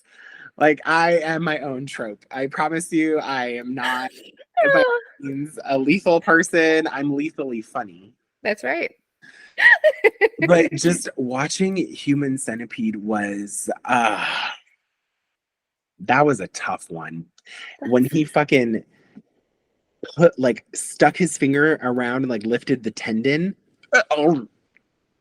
That was when I was like, all right, cool. You're like, I'm done. We're good. Or even, I think it was Hostel Part 3. I think Hostel Part 3 or Hostel Part 2, where she shoots the guy in the dick. Yes. It's the I think that's 2. That's 2. Yeah. I just remember like watching that in the theaters, and I was like, I'm gonna be like, hey friend, you're alive, right? Like, you're good. You're okay. Like, cupping myself, like making sure it's still there. Yes, because 2 is the one where she like castrates him and then throws it to the dogs. Yep. And that line that she said, that was like, I have enough money to buy and sell everyone in this room. I'm like, oh fuck yeah. Get it. Then I feel like Hostel Part 3 was a cop out. Oh yeah. Well, the thing, I feel like they never know when to stop. No. Ever. Also, can we really quickly talk about Jeepers Creepers 4? Oh my God. What editing was that? The $50 editing. That was like, I'm sorry, was this like Microsoft Paint? Like, and again, I'm not trying to be anything, but like, I'm not trying to be a critic, but also if you take a look at what I do with SmartFriend, there is an element of critiquing the film. Mm-hmm. There's an element of that. And I'm not going to get away from that, but like, what the fuck was Jeepers Creepers for? It was something that should have died off at like 2. The first two, fantastic. Mm-hmm. The fact that like Jeepers Creepers came back with the sequel and they did what they needed to do with the school bus and the kids, loved it. Yep. Loved it. They should have stopped there. Mm-hmm. And then obviously some like weird production companies gonna be like, well, we're fans. Like, have you seen Spiral with Chris Rock? I have not. Chris Rock so. is the executive producer of Spiral. Hmm. People who watched it, and I've seen clips of it, it's literally like Chris Rock is a Saw fan and wanted to do something with it. And it's just when they remake stuff, or like when they remade Jeepers Creepers and it was like the version of like, oh, I'm gonna post this to Twitter and you're gonna get canceled. Shut the fuck up. Why does every single remake, like, keep in mind, if you go back to like late 90s, early 2000s horror films, no one cared about anything. No. And that's what made it so great.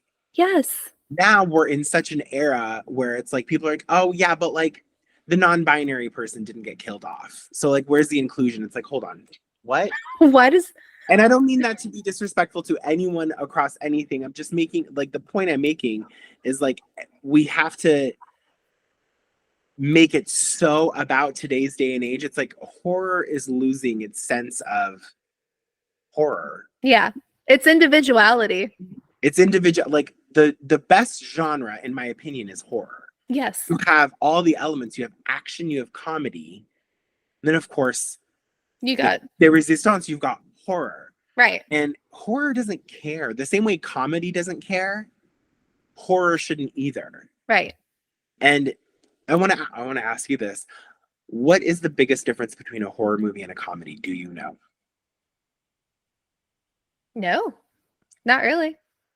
I don't really see a difference because they go the same. There's one major difference. Okay. The background music. Oh yeah. Because one's a little bit more lighthearted and the other one's going to be... If we were watching Hostel with like cheerful music in the back, we'd be laughing. Right. Our Dima is saying this music is upbeat. Mm-hmm. And we're like, oh my God, he's eating shit. Like, oh my God, he got his mouth sewn to someone's asshole. Yeah. The fact that we're watching it, it's like this, like, we're afraid. That's the key. Now, anytime I watch a horror movie, I pay attention to the music. I pay attention to the scenes. There's so many ways to go into a horror movie without being scared now. Oh, yeah. Have you watched, because you watched some of the earlier films. Have you watched, there was one with, it's Robert De Niro, Lisa Bonet, and Mickey Rourke before he did all his plastic surgery. Oh my God. It's called Angel Heart, and it's based in Louisiana. Angel Heart. No, I don't think I have. That one's pretty good. It deals with like the hoodoo, voodoo. De Niro hires Rourke. I've heard of this. Yep, because when Lisa Bonet took the role in this film, that's when Bill Cosby fired her from the show because she ends up topless, dancing, like the hoodoo voodoo dance with like chicken blood and stuff, and he fired her. Like in real life? Mm-hmm. In real life, Bill Cosby fired her from the Cosby Show because she took that film on. And it didn't keep with that wholesome bullshit family thing he was trying to push out. Cut to him literally being the nastiest motherfucker alive. A predator. Right. A predator. Yes. Like Raven Simone being 4 years old on your TV set. Predator. Mm-hmm. Fantastic movie. It's another one that's kind of filmed the same way Skeleton Key was, and you don't see the twist until the end. Is it a similar twist? No, not really. It's no one taking over someone's body. Robert De Niro is actually playing Lucifer, and you don't realize it. And he's I think so. Long nails, and he's like doing like Yeah. Oh my God. Oh my It's God. so fantastic. This is why I love like horror from years ago. Mm-hmm. Because it just there weren't all these like parameters. There weren't all these things. And going back to what I had said earlier, like I want to specify this because I don't know in what context this will all be edited in, but I love the fact that everyone is getting an even playing field. I love Yes. the fact that we are diverse. I love the fact that we are including people. But it doesn't some things should just exist Mm-hmm. in their formats. Like when you go into a horror movie, be scared, be this. We don't have to talk about every other, like we don't have to bring in like the politicalness of the world. We don't have to do all that. Sometimes people go see a movie to escape. Yep.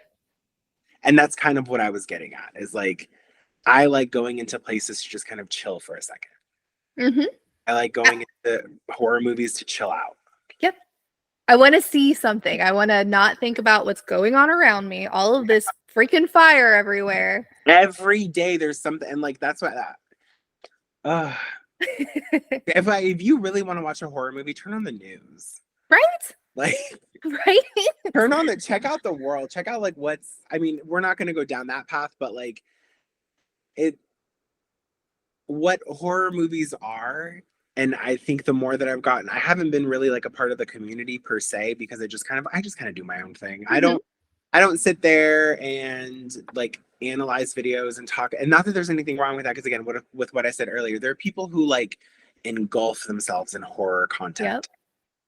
And I love that because I watch some of them, like Mm-hmm. Critical Overlord or Killjoy Jake or oh my gosh, the unmasked guy on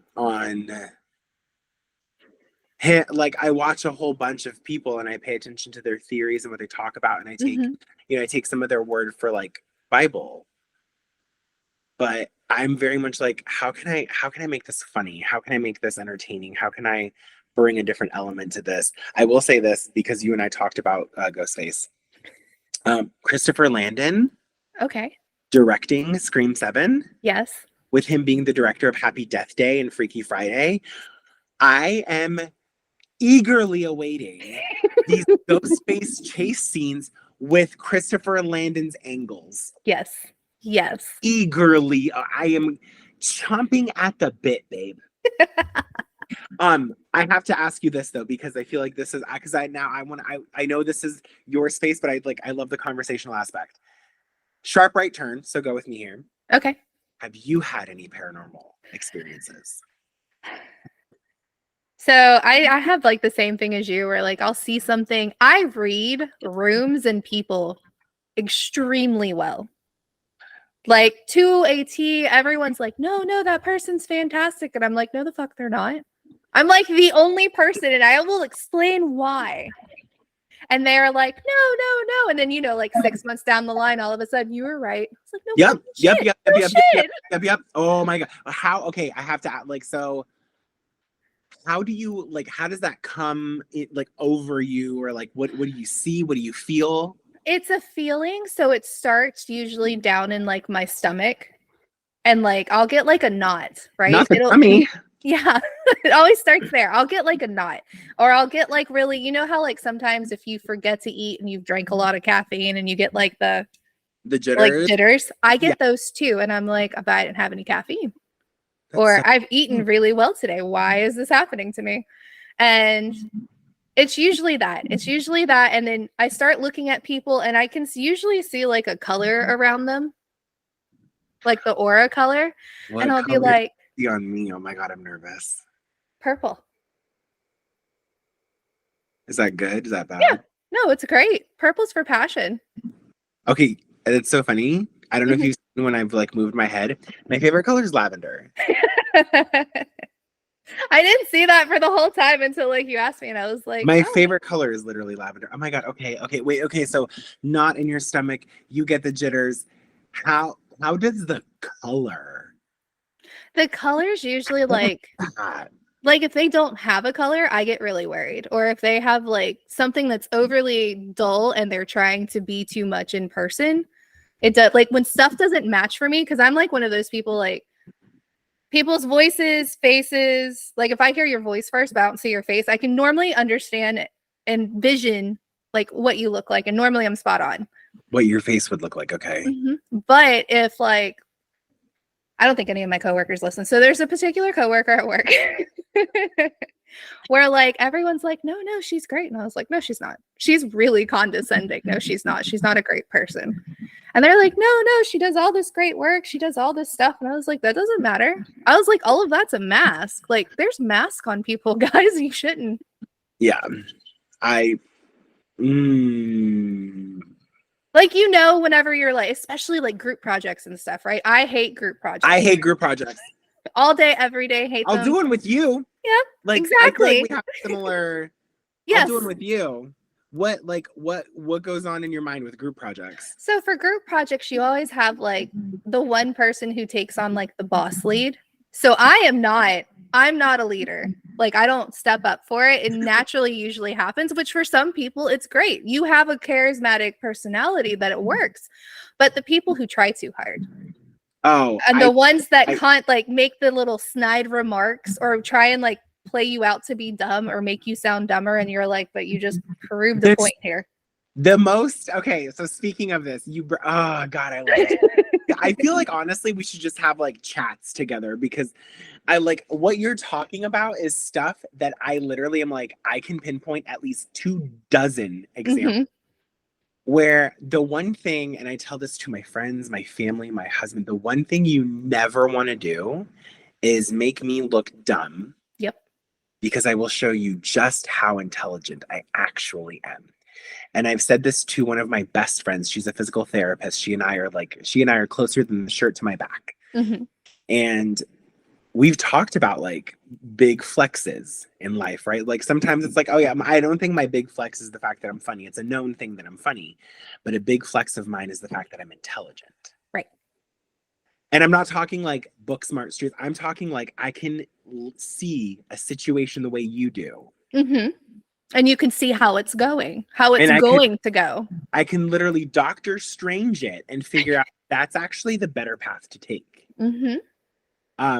I have this thing similar in the way that you read people. And it's when I tell you it comes true every single fucking time. I can't even, when I meet someone on, like, and when I say meet someone, I mean like meet a new friend or something. If I like you off of the jump, I'm going to hate you in 3 months. Yep. If I dislike you or just have an unease about you, I know we're going to be best friends. Because like sometimes like my aura or whatever, like the things that guide me will be like, don't push it too hard with this person just yet. Feel it out. Basically. Feel it out first. My like spirit guides are like, hold on. We're good. Just wait. Versus someone that's like, oh my God, besties. And I'm like, no, you're trying too hard.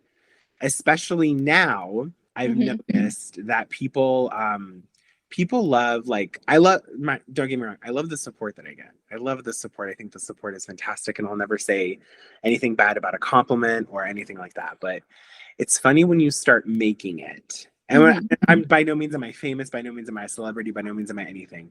It's funny when you start kind of building what types of people are around you and who comes out of the woodwork and who tries to like make themselves known in your life. And that to me is paranormal in a way. I'm like, hold on, you switched up. Yep. You changed up so much. And now you're like invested in either talking to me or stalking my shit. Like 2 of my ex-best friends that I have no desire to communicate with, their family members followed me on TikTok. It's like, but why else would you do that though if you weren't interested in it? If you weren't interested in taking a peek. And then even friends that I've had, like business relationships with people first, I love seeing like their orgs. I'm like, okay, this is a person I can mesh with. And then they want to get big themselves, but it happens to me first. So I've got like a pretty cute list of like people, let's just say, people who are in the limelight that I can contact. Right. And I love that for me. And I don't tell, in the beginning, I was like, name dropping is crazy. And then God was like, don't do that. And I think that's why I got shadow banned. But I started telling these people, I was like, yeah, I'm friends with this person. And when I say friends, I mean like I regularly communicate and talk to these people. Mm-hmm. And then one of the people that I was friends with or had a business relationship with, they were like, oh, you should contact this A-list female rapper to see if she'll fund my project. Oh. I was like, excuse me? what? So that's why, like, when I film my videos, and I don't know how it is for you. I know when I film my Smart Friend videos, I literally am like, I clear the room. And it's not because I don't want anyone to watch me. My husband can access the fucking security footage in our living room camera. I don't care. It's the matter of being there. Yep. It's like, that is so private to me. Mm-hmm. That's so special to me. And like, that aura, that room reading thing you were talking about, that's like, I think that's such a gift.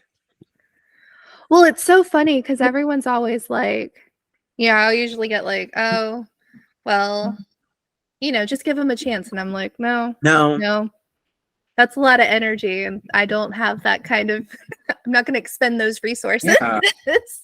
But room reading is extremely important and no one seems to know like how to do it or to be like aware of it. So like, especially at work, because I have to work with like so many different people. I'll go into a meeting room and I'll look at everyone and I'm going, all right, this one's going to be a bad one. Because you can tell no one wants to be there. Someone's already making a remark. And then like, your boss comes in and your boss is like, okay, good. Like, trying to be happy and perky and let's get going. And I'm like, nope. So I just kind of stay quiet. And then my boss will pull me to the side. And I was like, I read the room. The room was not ready for any type of energy higher than what it was at. And she's like, how do you do that? And I was like, it's a gift. Yeah. I think some people might even call it the cunning. Huh. Just the ability to like read presences and auras and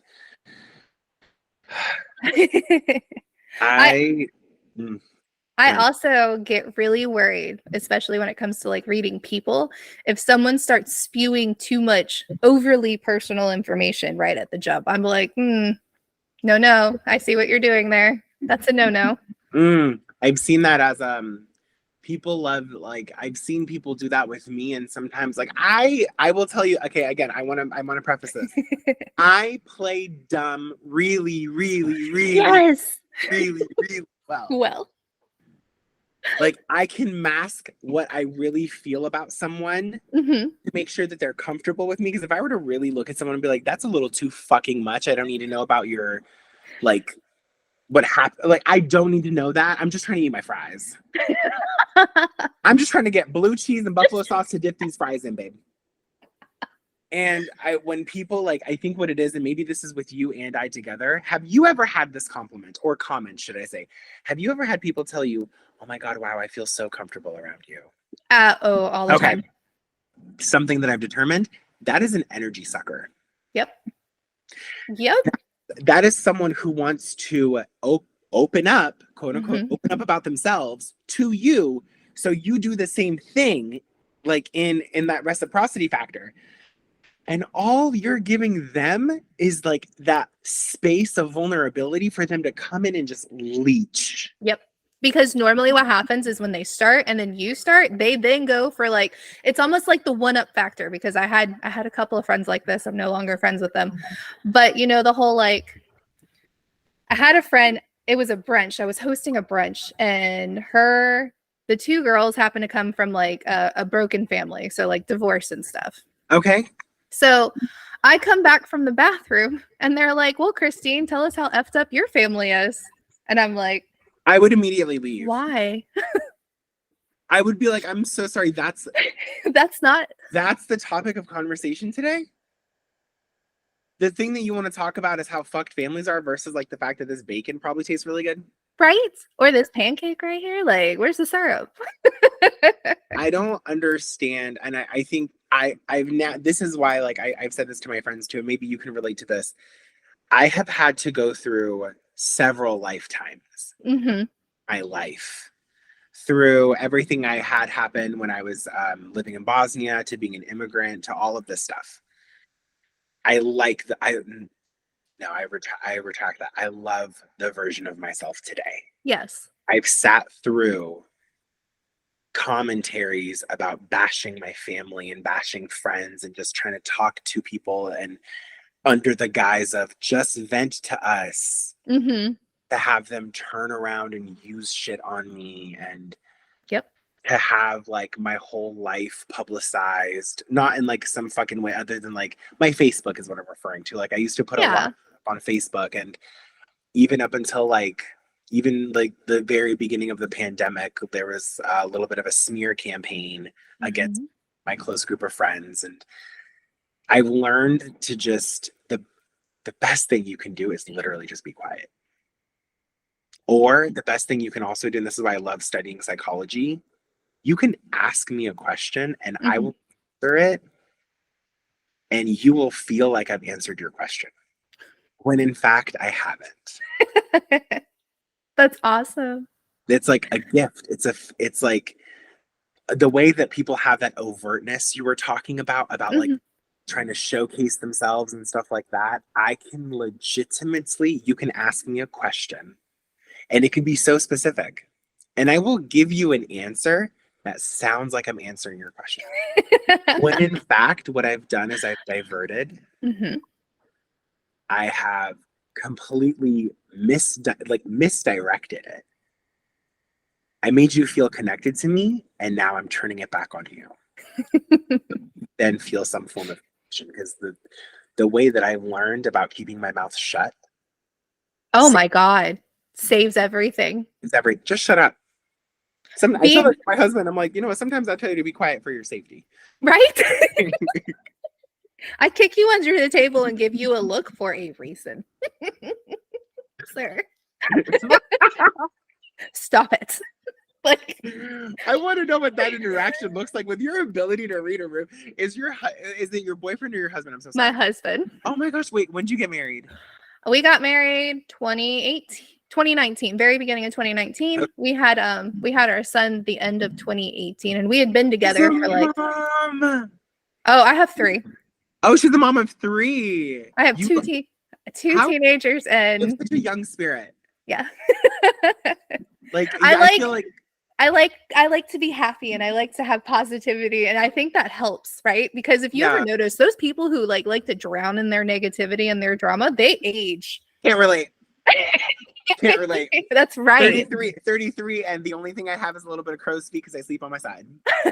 I sit there, I joke with him all the time because like he's a white boy. He's like straight out. He's a ginger. He's got like blonde hair. Yes. Not white, but like white. Like Irish. Like, sir, you definitely didn't go outside. He's gasping.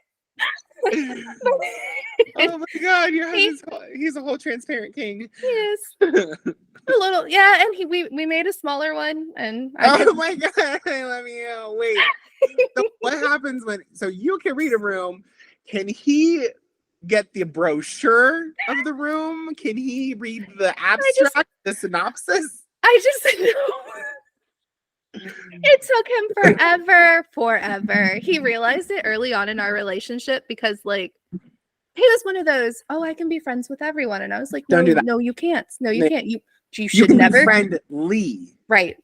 Not only that, but you should have boundaries, which was another problem for him. That was a tough one for me to learn. Oh, whole early part of my life.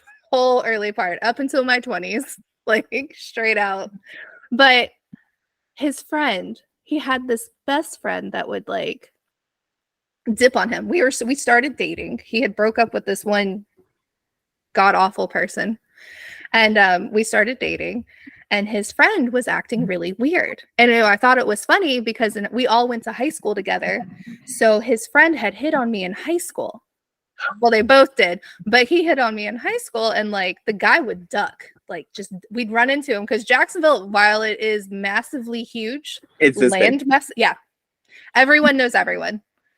And we ran into him in this area called 5 Points, and like Ray's trying to talk to him, and the guy's like ducking. He's like, yeah, I gotta go. And I looked at him and I was like, are you sure he's not screwing your ex? And he goes, what?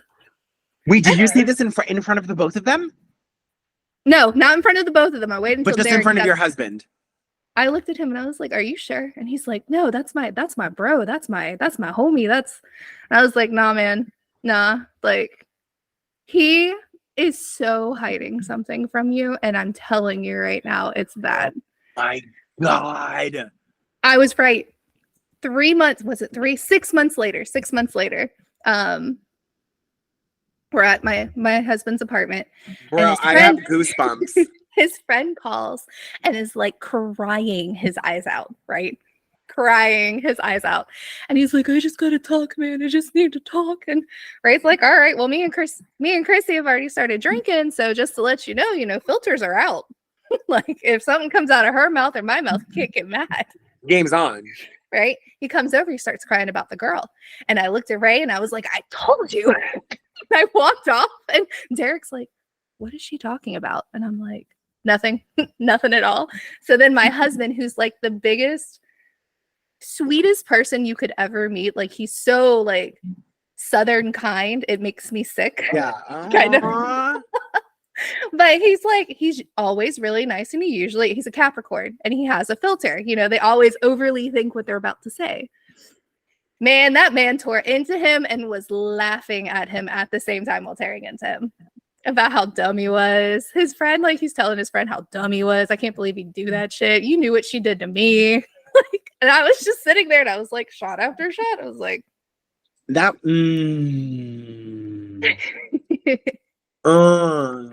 So.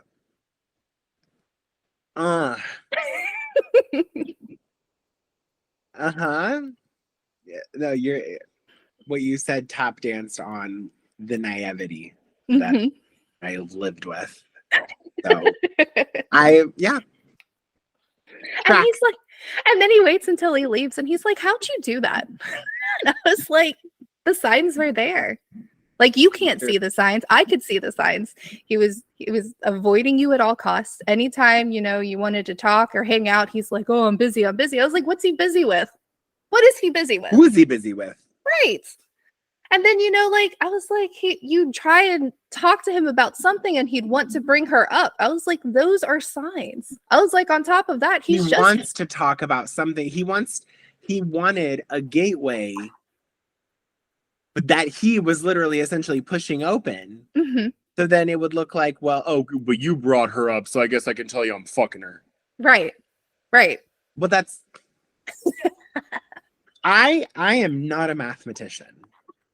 But 2 + 2 = 4. And it's every single time 2 + 2 will always equal 4. Mm-hmm. If I have 2 Oreos and I get 2 more, I have 4. It's not going to be 3.99. Nope. It might be 3.5 in a couple seconds after I devour one. But during the time of the equation, 2 + 2 is always 4. That's right. Oh my God. That's how I am. That's how I was with different jobs. My husband's like, you're not staying at your job. And I'm like, no. It's about to go south. I can see it. I should have seen, there was one job that I came into before the one I have now, and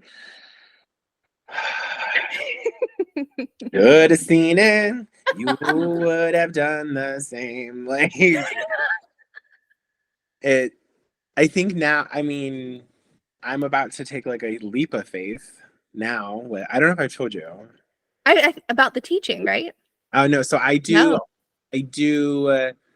Like, I work in higher education right now, mm-hmm. But by the time this episode comes out, I will have put my resignation letter in. Oh.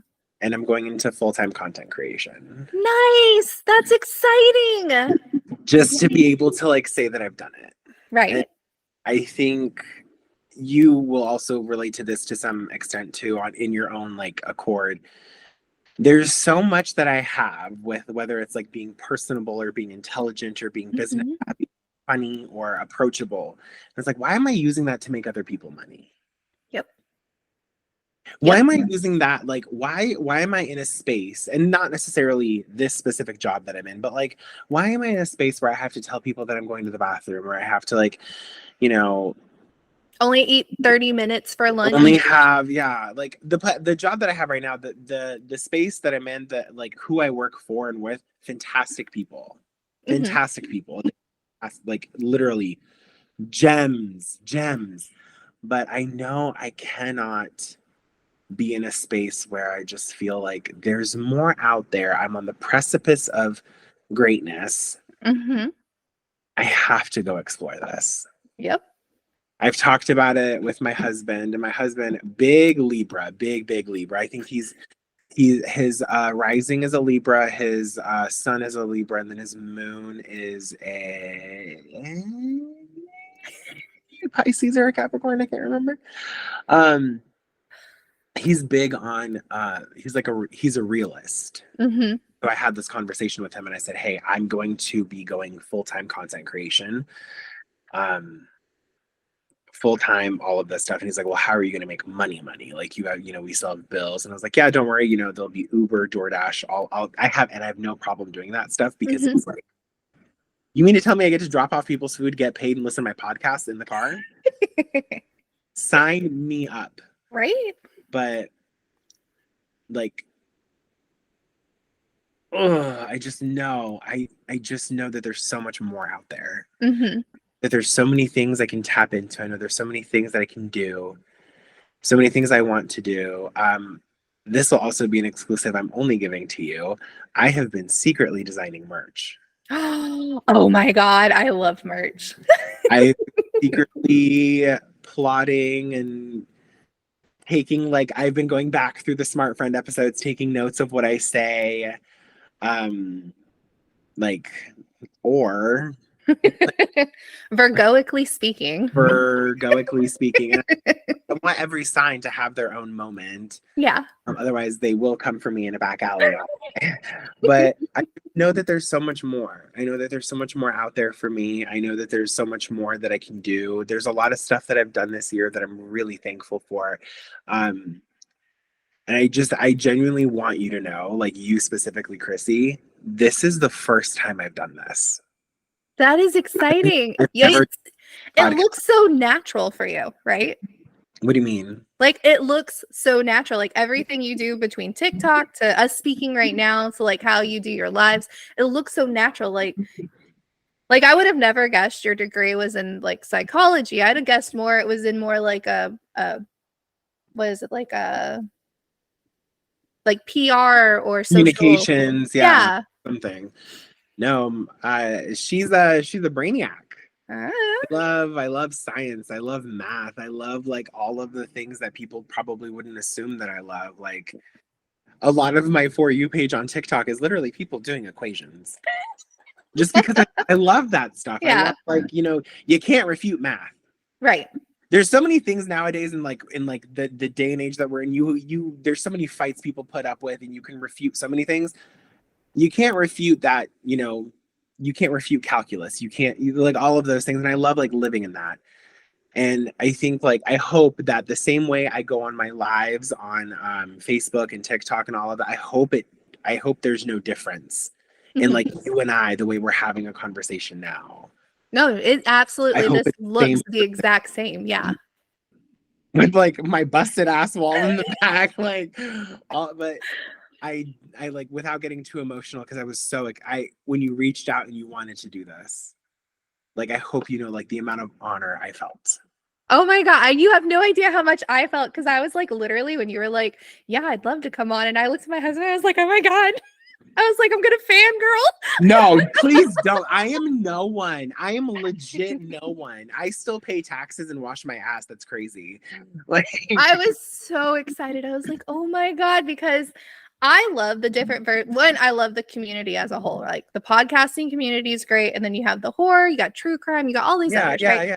And like, you come in with, I love TikTok. You're like one of, like, my main on For You page, and then my kids ended up with, like, slime, so we have slime videos. Oh God, no, not that era. Oh, God, no, and like, I sit there and I'm like, this is amazing. Cause like I love the take that you do on it. Cause I love creative people. Absolutely adore them. Because like while I wasn't the best drama kid, I loved being me off.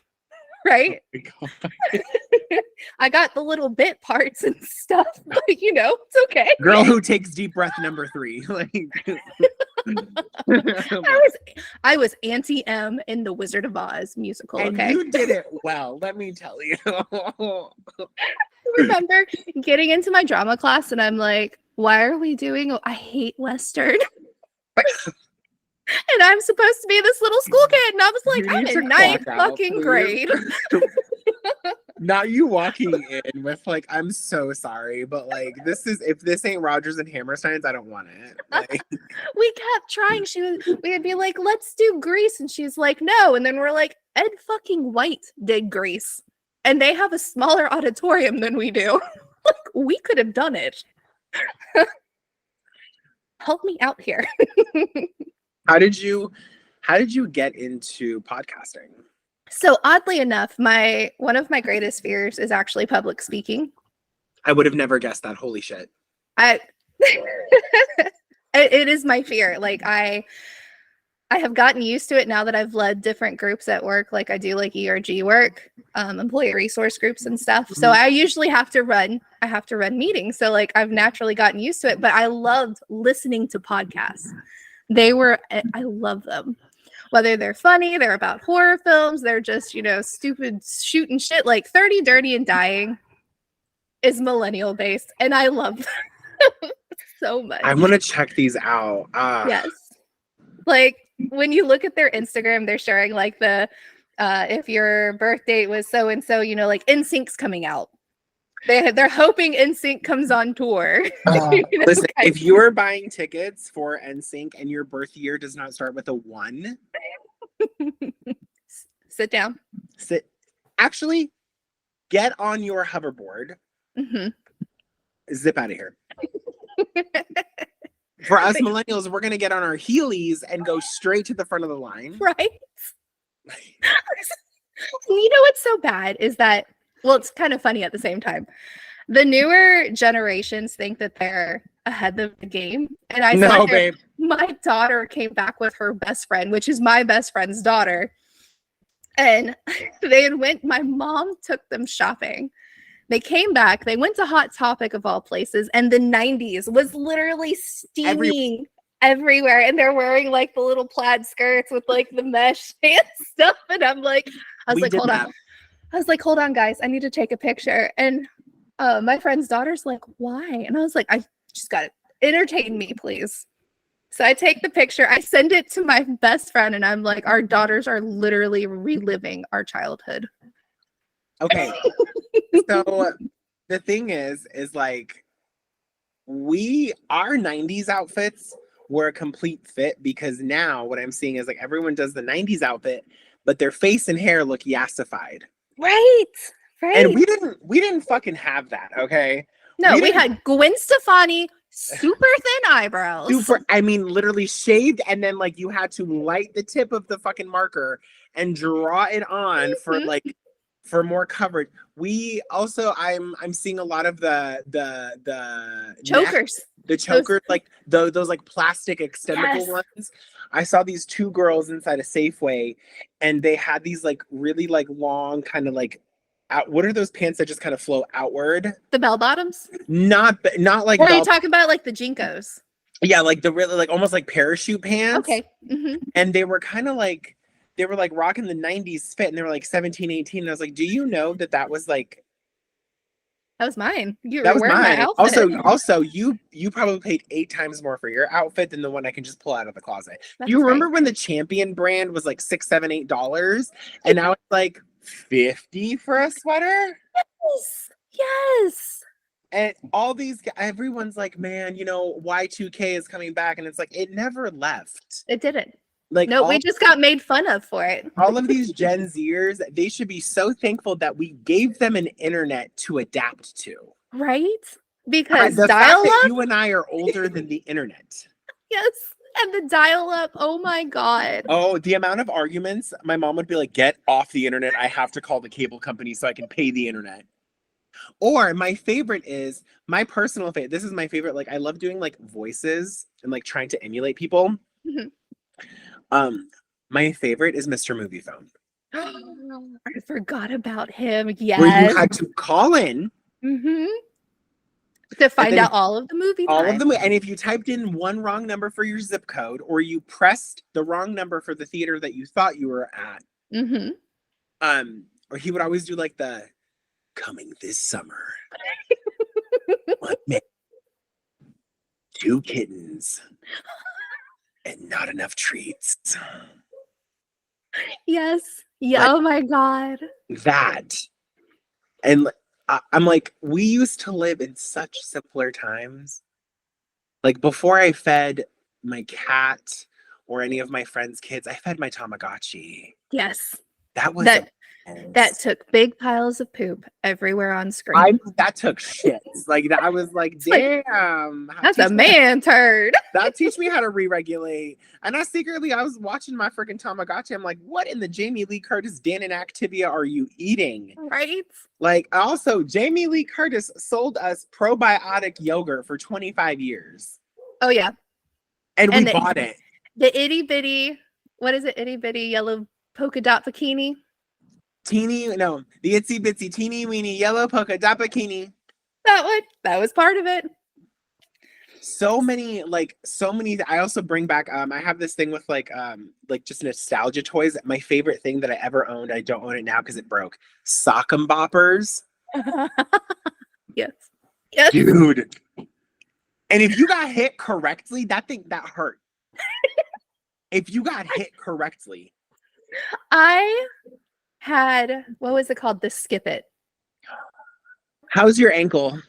Terrible. Fucking terrible. Like, bruised to all hell. I sit there and I went to CrossFit. I jumped and I landed wrong and I was like, done. Just done. Thank you. Thank you, Skip It. Have you had a Razor scooter? Yes, those fucking things hurt like hell. I would rather take Skip It hitting my ankle than a Razor scooter that literally, like, no wonder I can't drive proper. I've noticed now when I drive, my right leg sort of like goes like convexes inward, and I'm like, no, stop it. because then what will happen sometimes is like I have my like feet, I have size 12.5 feet, so I'm a big boy, and like I'll start teetering over to the brake the same time I'm hitting the gas, and I'm like, Razor scooter. Scooter dislocating my absolute ankle, making it look like you took a butcher knife to your shins. I swear to God, people are like, are you cutting? And it's like, no. On my Razor? On my Razor by accident. Also, they had those rubber wheels, and like when those things gave out, you were done. That was how you stopped scootering. When the streetlights came on, that's when we went into the house. Right? Like, we knew who was where because of how many bikes were parked outside someone's home or how many shoes. And like, we don't have that. And that's where, like, going back to what I had said earlier about horror, it's like I don't mind. I love the fact that there's like so many societal changes and all of these things. I love that. Certain things should not be touched, though. Right. Certain things should be appreciated for what they've held since the moment they've held it. Comedy and horror are two genres. I mean, action, you can just get bigger and bigger with like the budget and like the explosions and the, whatever. Yeah. Don't touch horror. Don't touch comedy. No. And I will say this, the Japanese, the Chinese, the Koreans, their freaking horror films are terrifying. Have you seen Ju-on? Which one's that? The Japanese version of The Grudge. Yes. Could not sleep. More terrifying. The scene in the hospital bed. Holy actual shit. Like, that was, I'm talking about it now. You can't see this, but I have like goosebumps. The goosies are bumping. Yes. Oh my God. When I see American adaptations of foreign horror, I get it. There's a whole like business thing that they can't, they have to do X, Y. Sure. Yeah. When I go back and watch, have you seen the original Ring? Yes. Christ in Heaven Almighty. Oh my God. Christ in Heaven that Almighty. little girl in the American one was creepy. Oh, Samara Morgan? Yes. Love it. Absolutely creepy. Blew my mind she voiced Lilo. Blew my mind. I was like, not the same person. Blew my literal mind. And then you watch like something about like I was actually going to talk to you about this. Mm-hmm. So glad you brought this up. When I watch a horror film, let's say it's set in Japan, right? I prefer watching the Japanese version where I have to read the subtitles XYZ mm-hmm. versus Americans coming in and doing the film in Japan.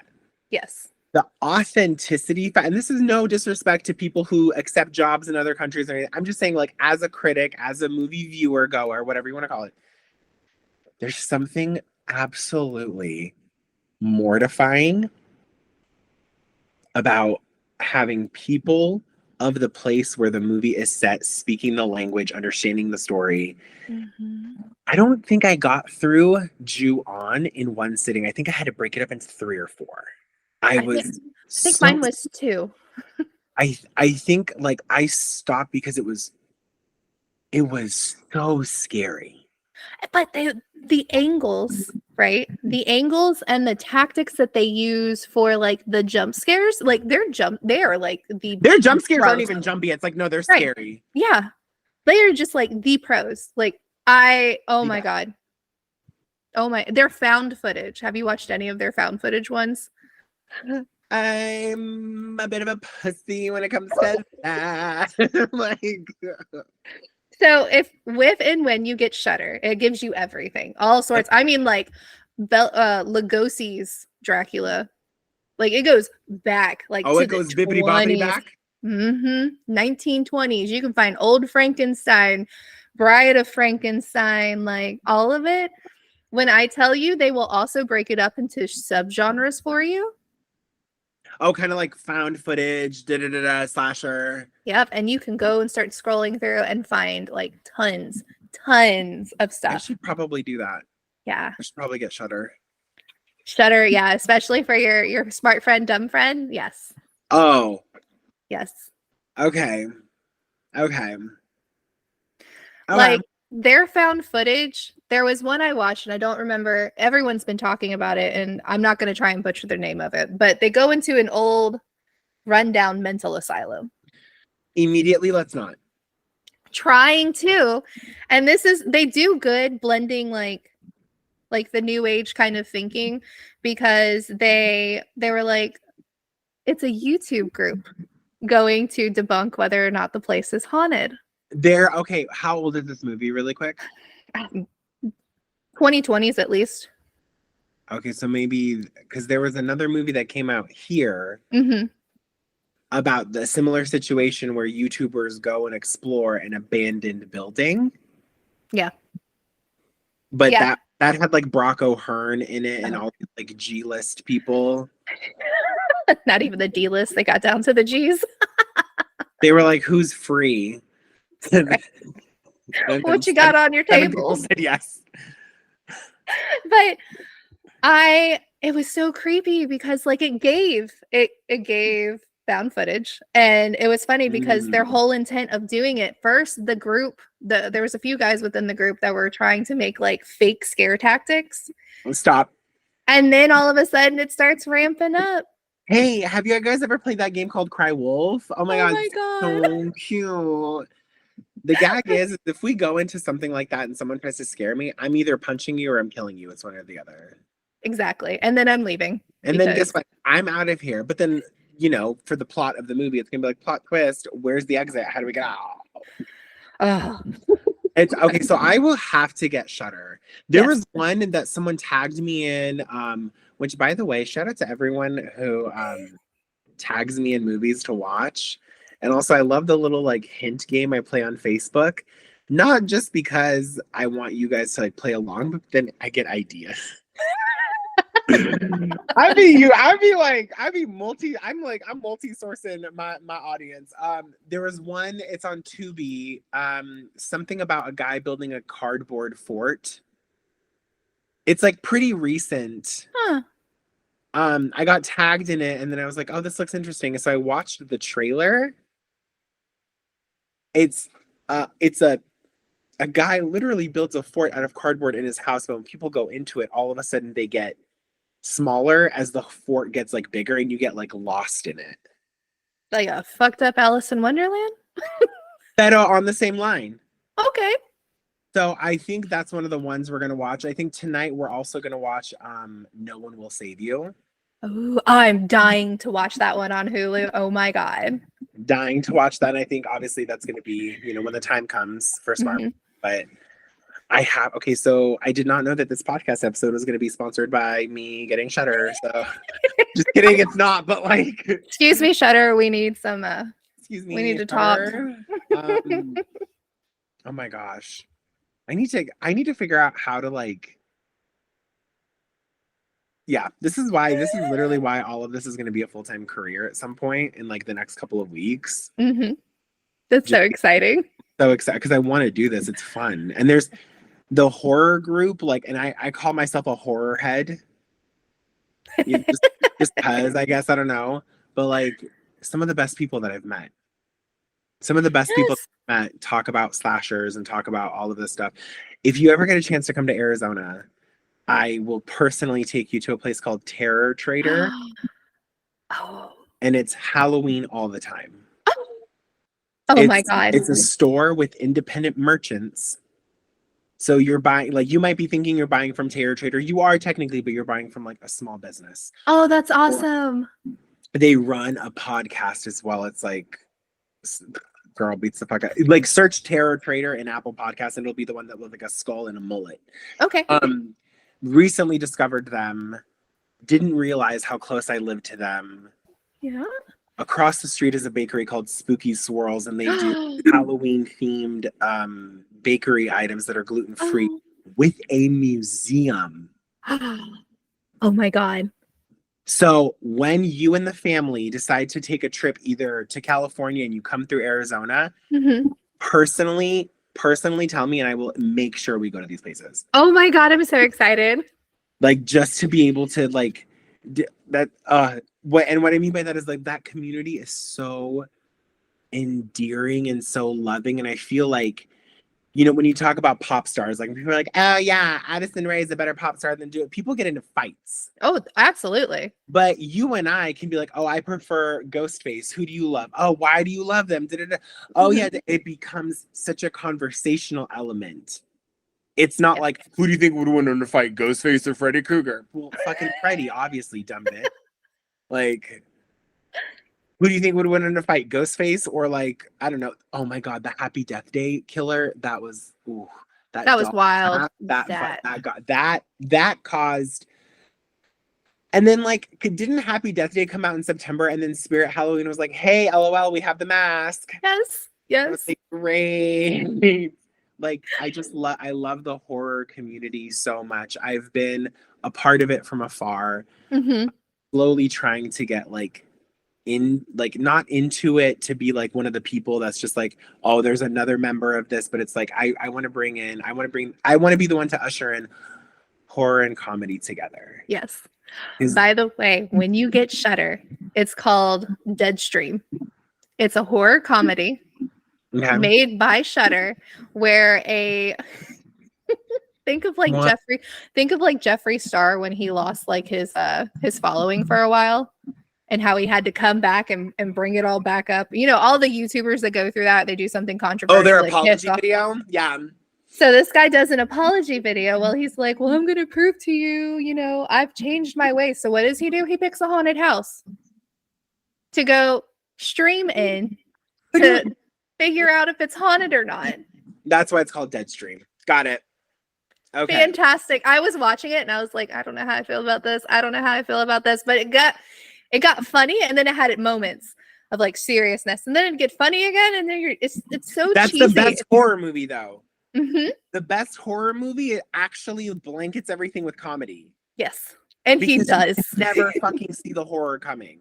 And the wild thing about this was an independent director, and the director is in the movie. He's the main character. Budget. Yeah. Okay, I have to ask you this. Maybe, okay. This one might be like a controversial question. Okay. So, since 2020, what's your favorite horror movie that's come out? Hmm. And streaming count, major motion pictures count, TV movies, everything counts. I have mine, Mm-hmm. but it's only because of I love gore, Ah. and I'll lead you down that route. So 2020 brought for me the best streaming limited series, The Haunting of Hill House. I started watching it, and babe, No, you don't like it? broad daylight only. Yeah. I was pregnant. Oh. I was pregnant. I was on maternity leave. I binged it. I looked at my husband one morning. I was like, this was a mistake. And now there's like 3 of them, right? They're different ones though. They sometimes use the same actors because that particular director likes certain actors. Oh, he's like a Ryan Murphy. Mm-hmm. Okay. But it's Mike Flanagan is the director. His wife is actually usually in the series. I think for Haunting of Hill House, is she the lesbian? I can't. I have to probably go back and restart watching them because I got through halfway through episode 1. Oh, it gets wild. Doesn't That it? is Don't they have wild. like a ghost in every frame? Oh, it's got so many Easter eggs in it. Oh my god. Oh my god. Now, you have that one. You have now, and none of them are interconnected, which I actually like. I don't mind when Ryan Murphy does that with his, but like Apocalypse was trash. Straight trash. How do you kill the Antichrist by running him over? Roanoke? Have we Oh my god. They should have stopped whenever they were doing like the reenactment.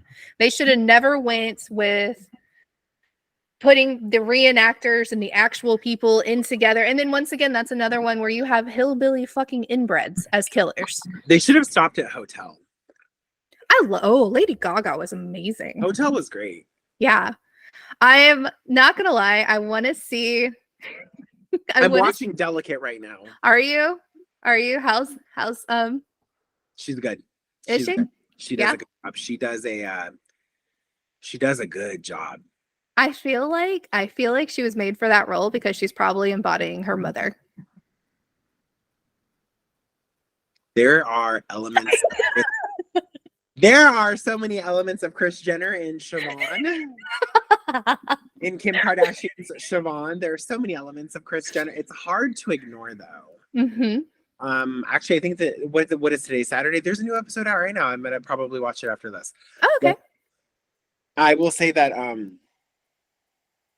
on the topic of Scream Queens and just like maybe not on the topic, but yeah, we need to give Emma Roberts her flowers. Yes, she's good. Now, granted, she's had a very turbulent personal life, but for me, American Horror Story, she was great. I loved her in the Coven one. The Coven. Have you seen The Hunt? No. Is it good? The movie, fantastic. Oh, I forget her name. Oh my god, I forget her name. Have you seen Gorgeous Ladies of Wrestling on Netflix? Mm-mm.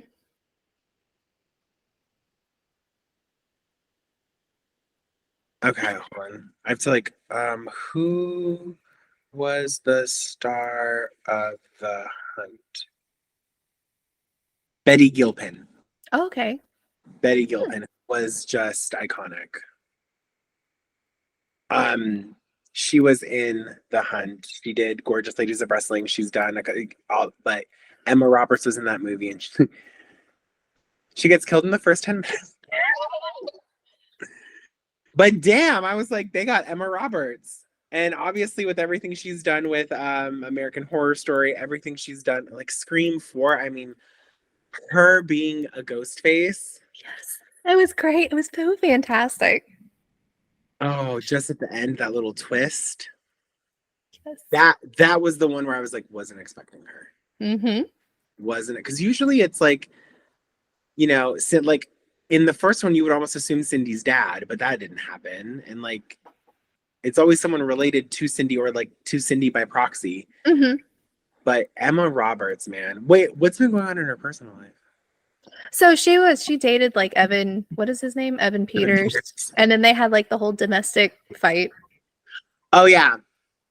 And then I mean she has a baby now. Baby's absolutely adorable. He's like 2. She has a kid. No, they don't together. I don't know who she had the kid with, but she has a 2-year-old. Oh, cute. Okay. She's amazing. Like she's done work. I appreciate her so much. I think that Delicate is gonna be one of those, like, just, it's very in the times. It's very, yeah, of course, there's like, I don't know. It's very current, and it's like current in a perfect way, in my opinion. That's good. Because that's what I didn't like about Colt. Oh. I couldn't. No, thank you. I try, but like, I think Ryan Murphy does a great job. He needs to come back and do Ratchet season 2. Yes. He needs to come back and do Ratchet season 2. That I'm like, and he needs to come back and do Hollywood season 2. Like all of this stuff. I'm like, Ryan, you're so good. I want him to. And rumor on the street. Oh. Rumor on the street. They're in talks for Scream Queens 2. Really? If that happens, no one talk to me. And Hulu, do us a job and just put it all out. Just put them all out. Because what they're doing with Only Murders in the Building, I'm like, I don't want to have to wait until they're Monday all doing that. Yeah. They're all doing that. Hulu's doing it. Paramount's doing it. Netflix Discovery. Netflix used to not. Yeah, they used to like give you the entire thing, but now I think what they did is like they'll upload like 2 or 3 episodes. But I'm like, that's cool, Netflix. That's chill. Put me on your shows. Yeah. Thank you for just all of this. Thank you for, first and foremost, thank you for being so supportive of me from like the start. And I had genuinely no idea until you like said something. And then now it kind of like ties itself in. And I hope that I've grown well. Cause I mean, I ask you that, like, I hope I've grown well over social media. I hope I've like stayed the same and at least elevated myself as a person, but still stayed the same. Like, and I think what you're doing is fantastic, giving so many people the opportunity to just like share their stories and share their loves and dislikes and whatever. Carry on it all, and getting to know you on a personal level has been absolutely rewarding. I have loved, this has been, I've done a few guest podcasts, obviously. This has been my top right here. Really? Yes, this has been my top. You are my top, and then right below you is Chad from Dr. Ghost Hunters. Oh my God, not me being a mom. Yes, because the conversations are so fluid and they're so natural, and I appreciate them. And you guys just like, you give so much, and you're so like open to different things, your personal stories, sharing your professional side, you know, your hopes, your dreams, how you love the horror community, the movies. Like, I love all of this. I love conversation. Thank you. I appreciate it. I will never forget this. I will hands down throughout the rest of my life know that, like, regardless of where I go as a content creator from here on out, I was on your podcast first. Yes, I love it. I'll never forget that ever. Let your friends know. Like, if you liked me and I'm funny, let your podcast friends know. Like, I will. I have. That's what I do. I share your videos and the stories and stuff. I get so excited. I love you. Literally do such a good job. I'm like, my friends are like, great video, and then you've got like Paranormal Misfit podcast who's like, LOL, watch him, look at his stuff like every 10 seconds. I'm like, thank you. My friends are great, though. I want to say my friends are great at being supportive, and they're amazing friends, and that was just a joke. I feel like that's the thing too. You know, you live in a specific time where you have to like back everything up and like be like, guys, it was a joke. It was just LOL. It's, you know, trigger warning. Times where you just used to be able to say it. Those were fun times. Those were fun times. Those were great, and now we can't. Now we have to like give a disclaimer, an APA formatted thing, a bibliography before we like say something. That's right. Just to have like the freedom to talk to you. And thank you. I want to say thank you for making this feel so welcoming I had a lot of anxiety just in general. Like I'm naturally a nervous person, which probably explains why I avoid dangerous situations. But thank you a million times. Thank you. I want to thank you too, because had you not been like, I mean, let me know when I can come on, because I was like, hell yeah, anytime, every time, however you want to do it. Like, let's go. Yeah, I was so and also the episode I think is coming out. This one's coming out on the 20th of October. My husband's birthday is the 19th. Oh, happy early birthday. I was like, happy birthday, babe. I'm on a podcast episode. Look at me go. Look at me. I think we're actually gonna be in Roswell doing some like paranormal sightseeing and stuff like that for his birthday. So. I will say, if you ever come to Florida, obviously where I live is 45 minutes from the oldest city, which is St. Augustine. Oh my gosh. Let me know. I will tell you where to stay, where to eat, and we will go on all sorts of ghost tours because, like, are you close to Orlando? I'm 2.5 hours out. Oh, that's not bad. That's not bad. I was just in Orlando in May for my best friend's wedding. But we'll definitely like link up. I want to like meet you in person and do like dumb and smart shit. Like, yes, we'll just do it all. I was telling my husband, I was like, hey, you know what we should do? And I want to record it. We should go to Jerome, Arizona and stay at the most haunted hotel and just like document our experience. I tell my husband that too. And he's like, are why? You not? He's like, this is contradictory to your smart friends. Also, wait, hold on. I want to see. I want to see this. I want to see. Hold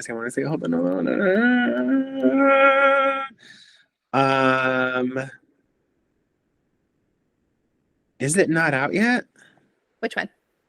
Dumb Friend. Oh. Dumb Friend. No, I think it's set. Oh, I think it's set for 1 p.m. Mountain Standard Time. So I think it should be out within the half hour. Oh, that's exciting. Yay. Okay. I just want to double check because I was like, oh my gosh. But sincerely, I know I've probably overstayed my welcome here. I'm so sorry. You're fine. I love it. Getting a chance to like chat and get to know you and hearing about like, I didn't know you had 3 kids and a whole husband and everything that you've come from. I feel like I relate a lot to what you've shared. I see a lot of like similarities, and this is the coolest thing. Thank you. Like, I don't know how else to say thank you other than just thank you for being so supportive, for being welcoming, for even wanting me to be on your podcast. Like, what the fuck? Like, I don't know what I did in a past life to deserve this type of like, I don't know, like platform exposure, whatever you want to call it, or these opportunities. But I will never, Chrissy, mark my words when I say I will never forget this. Oh, I appreciate it. I want to say you're welcome, but I'm like in the same boat. I just want to continuously say thank you for coming and wanting to share and talk and just have a great time, because I mean, this is fantastic. And you're so funny, and you're so like your content that you put out is not like, even though, you know, like on TikTok it's 60 seconds or on Instagram it's like minute and a half or so, you know, but you put like, you can tell you put a lot of thought into it, and I love it because I'm like, thank goodness someone else thinks, because we all think the same way in the horror community. Why would you be so fucking stupid? Why are you dumb? Why is this happening? Where is being aware of your people are oblivious, but you can't be that fucking oblivious. I mean, come on. No, there has to be like some form of like subtext of awareness when you're in these moments. And, you know, that like voice in the back of your head in reality would probably say like, fucking don't. But like, yes. You know, but then there's like the intrusive thought side where it's like, maybe I should explore it. But I will always say this, if it ever came down, I think there's nothing wrong with being curious about something that's in a horror situation. I personally would just be like, you know what, we're gonna let God handle it. we're gonna let Christ handle this one, and I'm gonna handle my like flimsy ass feet sprinting in the other direction the same way I did in the Hereditary episode. That's right. My same little. I'm gonna go get some lemons to make some lemonade. That would so be me though. Like that was, I mean, the reason why I'm so funny is just because the response to so much life trauma, like having to learn how to get out of situations. And I realized biggest personality trait is also my biggest defense mechanism. Humor, love that. Love that. I will. You know what? I'm actually gonna go get you guys fresh lemons from the market. 17 zip codes over. That's right. You won't see me. I'll be back. You guys start without me. So we've thanked each other about 1 million times now. And I'll do it 1 million more. You can, so as we close out, yes, please tell everyone where they can get in touch with you, find you, watch your videos, all sorts of things. Please don't come to my house. So let's found out that there's someone who's a fan of mine who lives in my neighborhood. So that's a touch scary, but that's cool. They're nice. They're nice people. They're nice people. So you can find me on TikTok and Instagram at official Nino Daniel. My Facebook is just Nino Daniel. I have the same profile picture across all social sites. You can also hit me up on Patreon. It's $8.79 a month. It's really good content. And if you like the 60-second version of Smart Friend episodes, you will love the 3, 4, 5-minute versions. And also in all of my social media sites, TikTok, Instagram, Facebook, there is a space where you can actually send me mail and respond. So I have a PO box open and all of that good stuff. More Smart Friend is coming. Dumb Friend launches officially Patreon today, and then tomorrow for the IG Reels. Merch is coming down the pipeline, and then maybe a possible small little meet and greet tour. Oh, that'll be exciting. Yay! Everyone check him out. I can't say enough good, positive things about you. Like, if you love horror, if you love comedy, if you love thinking about the horror films and why they're so fucking stupid, check out the Smart Friend in a horror movie. Yeah. Can't wait to see the Dumb Friend. I know, I'm so excited. I'm so excited. My husband watched it and he's like, "You are dumb." Like, and I was like, "Well, yeah, that's the point." Like, duh. Just wait. I also want to say when Dumb Friend comes out, as it progresses, it will be filmed differently than Smart Friend. Oh, okay. Nice. You'll see some changes. Awesome. Okay. Oh, gosh. I'm so excited for you. Absolutely excited. Can't wait to see how you blossom and grow and get bigger and just everything. Everything you're doing. Probably. Carbs is probably how I'm going to get bigger. No. Carbs are friends. Carbs are friends, babe. Carbs are energy. Okay. Healthy amount. Healthy amounts of everything is a healthy amount unless it's ketamine or cocaine. That's right. But exactly. Thank you for this. Thank you so much. And everyone who is watching this, tune in to Paranormal Misfit podcast on a regular basis. Like, if these are the conversations you're going to share with me, I can only imagine what episodes before and after me are going to look like. So you're a rock star, babe. A whole ass mom, a whole ass wife, podcast host. Like, we love. Thank you. I appreciate it. All right. You have a good fucking weekend. You have a better one. Don't tell me what to do. Well, anyways, if you want to come back on, just let me know and we can do more. Yeah, we can do. Absolutely. Definitely. So. Okay. Have a good one. Bye. Bye. I love it.